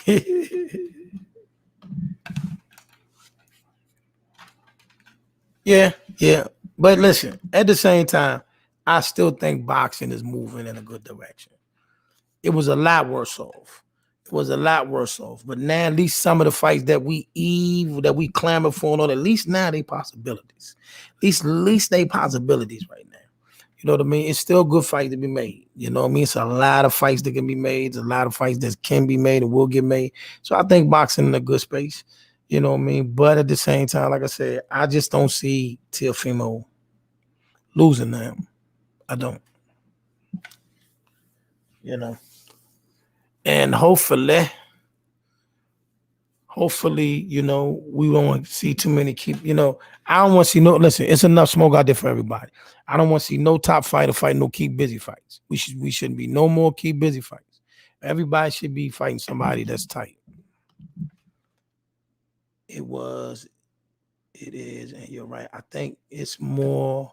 We just have more access to social media where we hear more about the fights a lot earlier than we used to. Facts. You know what I mean? Social media, and it's just like I said, it's a lot.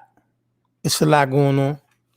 You know, it's a lot. It's a lot more other things happening. So, like I said, you know, all it takes somebody could do a little something on social media and it blow up into this major thing.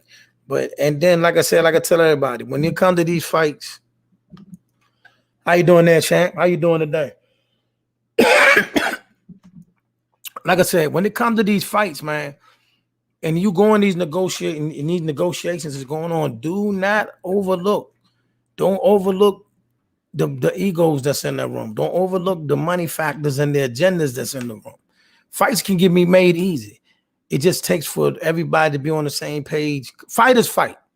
Fighters fight. But promotional companies, it was worse for casual fans. I'm saying, but for real ones like us, we don't go to MMA. Nah, I mean, listen, I'm grandfathered in. I'm grandfathered into this sport. I've been in love with this sport for over 40 years. I can't leave her. You know what I mean? I can't leave her. I'm always going to be here, man. I mean, I miss the glory days of how we couldn't even go to the barbershop without talking about boxing, and you go to the store, everybody talking about boxing. I miss those days. Those days are long gone. Those days are long gone. The days of you know, straight boxing shows, they slim to none. You know what I mean? So, but I still love her. And like I said, we in a good space, Fox fans. We're in the books. Good. I wouldn't sell you wrong. It's some of the fights that we won ain't happening like we want to, but we still got some good stuff coming up. We still got some good fights to look forward to. You know what I mean? And then occasionally they gotta give us something to fuss about. Now, if this Sean Porter Crawford fight don't happen, then that's a problem. Canelo, Caleb Plant not happening, not so much. We wanted it, but we didn't want it. We wanted it, but we didn't want it. You know what I mean? We wanted it, but we didn't want it. You know what I mean? Because, I mean, I think it's too many fighters scared to lose that, these boxers think being undefeated gets them some credibility, but your credibility is based on your quality of the fighters you fight. I hope. But look, now listen, I know what you're saying, but see, listen, sometimes y'all got to realize, just because y'all ain't heard of a fighter or y'all don't know or they not got this great big style, don't mean they're not good fighters. That's the problem with people. That's one problem. The one problem I do got with the fans. Just because this person you ain't heard of them or they ain't got this big fame, don't mean they can't fight. It don't mean they can't fight. I done seen many days that, you know, somebody got put in the ring and this one person like hardly nobody heard of. Like for instance, back when Tito Trinidad was super duper popular, and a lot of people who wasn't that hard boxing fans didn't even know who Bernard Hopkins was. You know, I remember vividly us in the barbershop telling people, look, man, this fight ain't gonna go how y'all think it's gonna go. Bernard Hopkins is a lot better than y'all think. Nah, Tito gonna knock him out in the first or second round. I keep telling y'all, you better go back and look at who Bernard Hopkins is. I remember these type of discussions. So just because you don't know who a person is, don't mean they can't fight. Because a lot of people didn't know who Bernard Hopkins was when he fought Felix Trinidad, but he whooped him. You know what I'm saying? I mean, that's just one of the examples. You know what I mean? Just like when Barrera, Marco Antonio Barrera, he got knocked out by Junior Jones. A lot of people didn't know who Junior Jones was. You know what I mean? That's why everybody, you know, when the fight came on, all the fanfare was for Barrera. It's supposed to be an easy fight for Barrera. And then Junior Jones dusted his butt off. You know what I mean? You know what I mean? I got examples for days when Eric Morales, when he got spanked by Zahir Rahim. I think Plant dodged the major lumping with Canelo. He's too stiff. I mean, again, man, it was too many stipulations. It was so many stipulations with what they was trying to do. It was so many egos in the room. I mean, facts why I give the nod for EJ over Crawford. He has fought more the top welterweights. Crawford has it. Tank doing it, not scared of each other or fights itself, but the possibility of losing. Let me say this up. When these fighters, for the fighters that have built up their name and their clientele, see, you do that with the anticipation that when I finally get this particular fight or fight this particular person, you know what I mean? Or this particular person, the fight's supposed to give me a certain kickback. I'm looking for a certain amount of money. You know what I mean? That's the point of going through. That's the point of going through the situations you go through, is to get those fights. Earl Spence was anticipating fighting Bud Crawford on as a mega fight. As a mega fight. I'm expecting mega dollars. I'm expecting a mega fanfare for this fight. I'm not fighting that man when I got these fights over here that's making me the same amount of money or more. It's that simple. That's where the problem come into play. Listen, don't underestimate. Listen, let me say this to you. Some of the agendas of some of these promoters, they sound like they want to make a fight, but they really don't. That's where the problem come into play. You know what I mean? Morales was 3 great fights. I knew Bahar Hopkins. He used to fight on Channel 5 as did Hagler. I think it was Friday Night Fights. Not sure. Yeah, what I'm saying to you is this. A lot of times people get all enamored about the names of fighters. But sometimes some of these fighters, these people get matched with, these fighters are better than people think. You know what I mean? It's you just because you ain't never heard of them, don't mean they can't scrap. You know what I mean? So, but what I don't like is just when you put a fight together and it's a complete mismatch, like Canelo versus Yildirim. We knew he has no chance, a prayer, nothing to win the fight. You know what I mean? You know what I mean? You know what I'm saying? So that's what I'm saying. But long as they fighting somebody that can actually put up a fight, that's actually gonna try to fight and actually going, come in to win, and it's a decent scrap. I'm cool. I just don't want to see no one-sided, an elite fighter in there with a bum. That's what we get talking about. But like I said, but sometimes people overlook people. Like for real. Like Tank last fight. Mario Barrios is not a bad fighter. For real. And matter of fact, I think it's not many of them kid youngsters out there can beat Mario Barrios. He'll be a tough fight for anybody. So, I mean, that's just one example. Yes, we want to see him fight Teofimo. Yes, we want to see him fight Ryan Garcia. Yes, we want to see him fight Devin Haney. But as you see, each and every time we try to make fights with these certain promoters and their fighters are at a certain status, we got to deal with so much unnecessary nonsense. Hopkins, my boy, but he dragged you to the dirt with elbows and head. Listen. Yeah, I'm one of those because I'm not that knowledgeable of all these fighters. I just don't like the blowouts. Barrios didn't show enough for me. That was me. That was a reply to an earlier comment, but EJ is getting money fight the tops and the best of the best, who, by the way, fight each other. Who is Crawford fighting? I get the build up. That was what everyone says. Crawford hasn't put up a resume for whatever reason, management included. But here's the thing. When he first got to 147, it was only one. We take Sean out of the equation. Him and Sean got a situation of a mutual respect or a mutual agreement they made between them two. Take Sean out of the equation. But Earl was the only one who was actually willing. Keith wasn't willing to dance at that moment. Pacquiao wasn't willing to dance. Danny wasn't willing to dance. So what was Bud supposed to do? See, here's the situation. Everything would have looked a lot better and would have been a lot smoother had Danny fought him or Keith would have fought him off the jump. Everything would have went a lot smoother. The fight, everything would have been a lot better. But with the other welterweights not wanting to boogie, other than Earl. Because see, this what happened. When Earl first came to the fold, everybody made him wait. Everybody told Earl, put it like this. Earl was in the same predicament Boots Ennis is in right now. Nobody's going to fight Bruce Ennis until they have to. None of the elites are going to fight Bruce Ennis until they have to. They did the same thing to Earl Spence. They're not going to fight you until they have to. So then Earl goes about the business of building his name up, fighting this fight, that fight. Now Earl's name is big. So now Earl is looking at everybody like, oh, I'll fight you, but not at the same fee. See what I'm saying? Before you could have got me for this price. Now the price is this. So he's valid.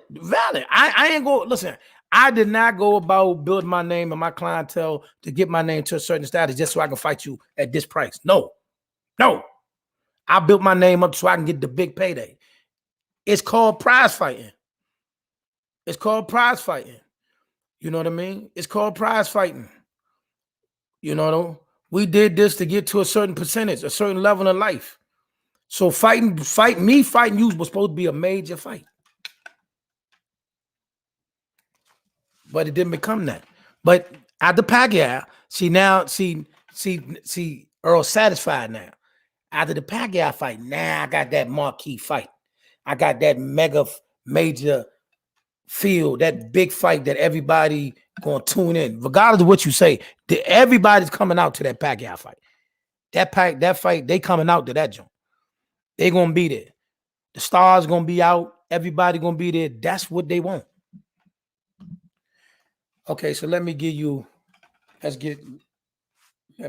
two legends who never best any prime fighters. Roy Jones defeated Tony and B-Hop and never fought another prime fighter until he got old. Mike Tyson beat up on bums but lost to the top shelf heavyweights.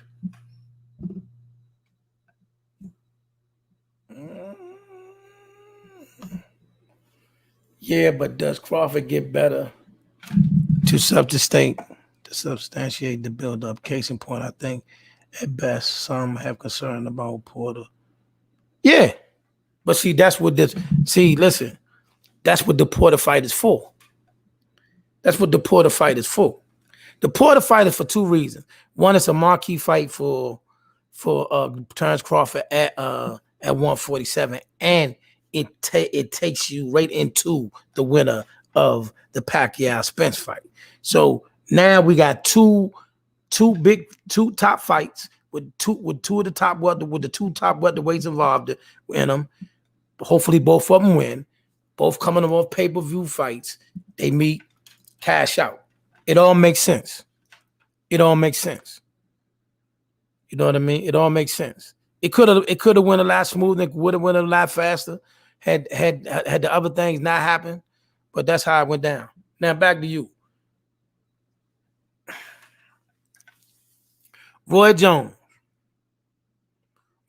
cleared 3 weight classes. At 154 and 160, he beat the Pazienzas. Of the world. Then he fought the B-Hops of the world.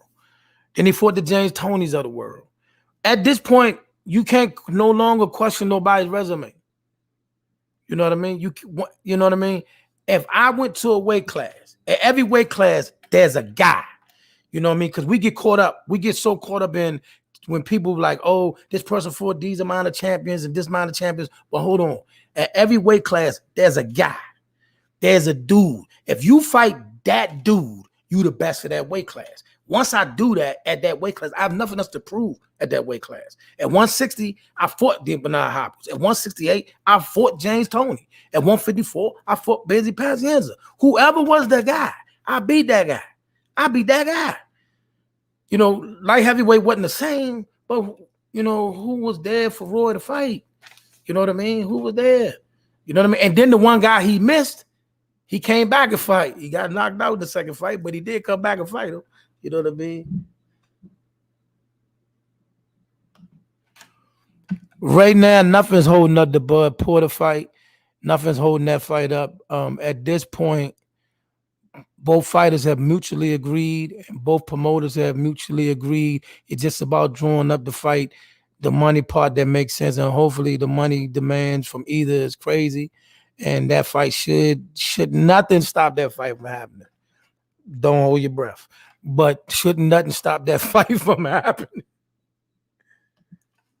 They say Garcia and Ugas next, imagine. Porter Ugas versus EJ or disputed Crawford. Please handle business. Well, here's the thing. Mikey is fighting Regis Prograis. And Ugas is fighting on the undercard of the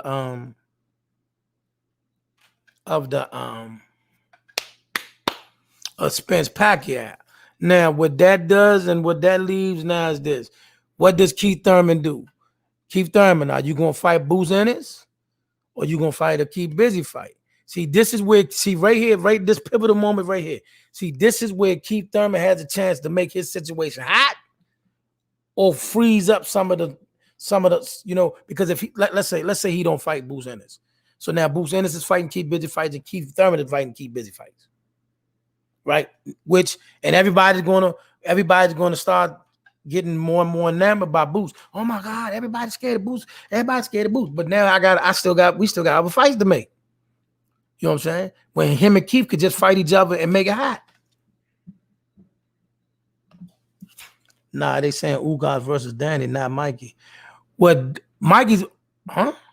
Well, nah, because Ugas got to fight. Ugas fighting on the undercard of, Ugas is on the undercard of Spence versus Garcia. He's fighting somebody named Mandana. So he's already signed. Mikey's going to fight Regis, and we don't know what Danny's doing just yet. He's supposed to be fighting at 154. You know what I mean? You know, he might lay around and fight Boots at 154 because Boots said he might fight a fight at 154. You know what I mean? You don't know. I'm just saying.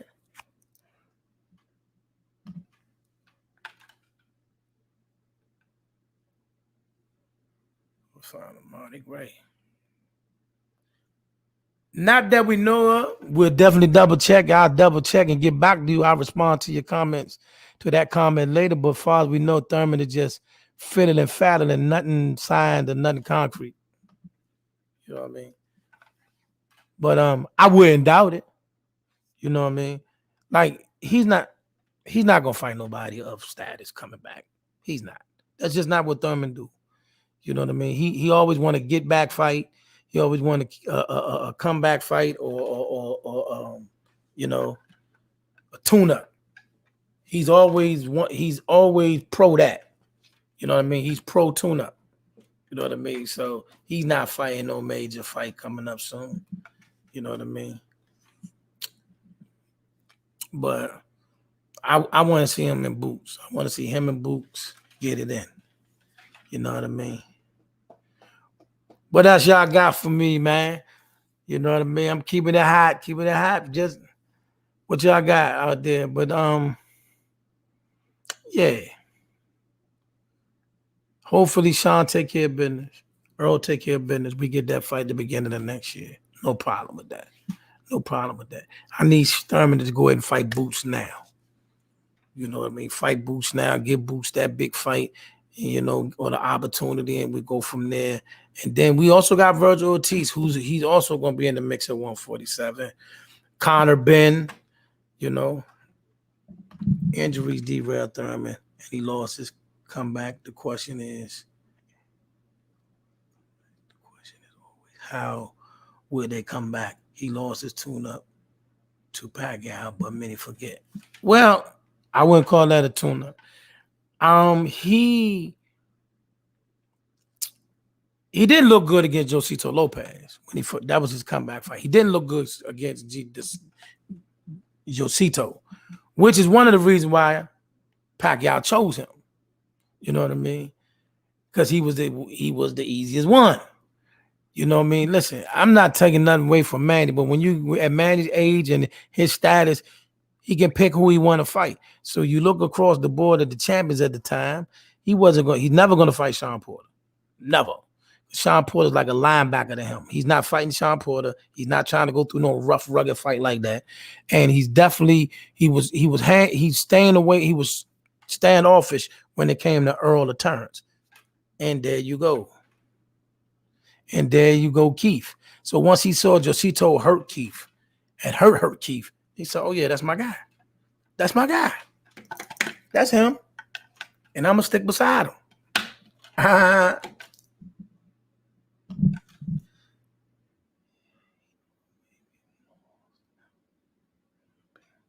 Yeah. Yeah, he didn't look good against Jacito. Jacito really belted him in that 7th round. He had his face going different directions. That was a bit much, for him to how to deal with. You know what I mean? But this what we're gonna do, baby. This been a wonderful, wonderful show, wonderful, talking to y'all, chopping up with y'all, man. But we're gonna go ahead and end this, man. I appreciate y'all, like I say, man. It's always love. It's always fun, man. We can do, love talking boxing with y'all, man. Appreciate you, Dante. Appreciate you, Jack. You know what I mean? Appreciate you, Mark, earlier. Cuzzo. Appreciate y'all tapping in with us. Now listen, it's a now I'm gonna go ahead and do that. Y'all be good. You know what I mean? Appreciate y'all. Big back with you soon. Hopefully, like I said, also real quick, hopefully, keep your ears open. We can get those interviews in this week. We had to reschedule. I had Gary Russell and Gary Antoine Russell on tap last Thursday, but we had to reschedule because they had some things come up. But definitely, I'll keep y'all posted. And as soon as I get the everything lined up, we'll pop in and we'll do those interviews. So just keep your eyes on Team Lonely Child Boxing page and all that, and we'll do that for you, man. Until the next time, man. We in one.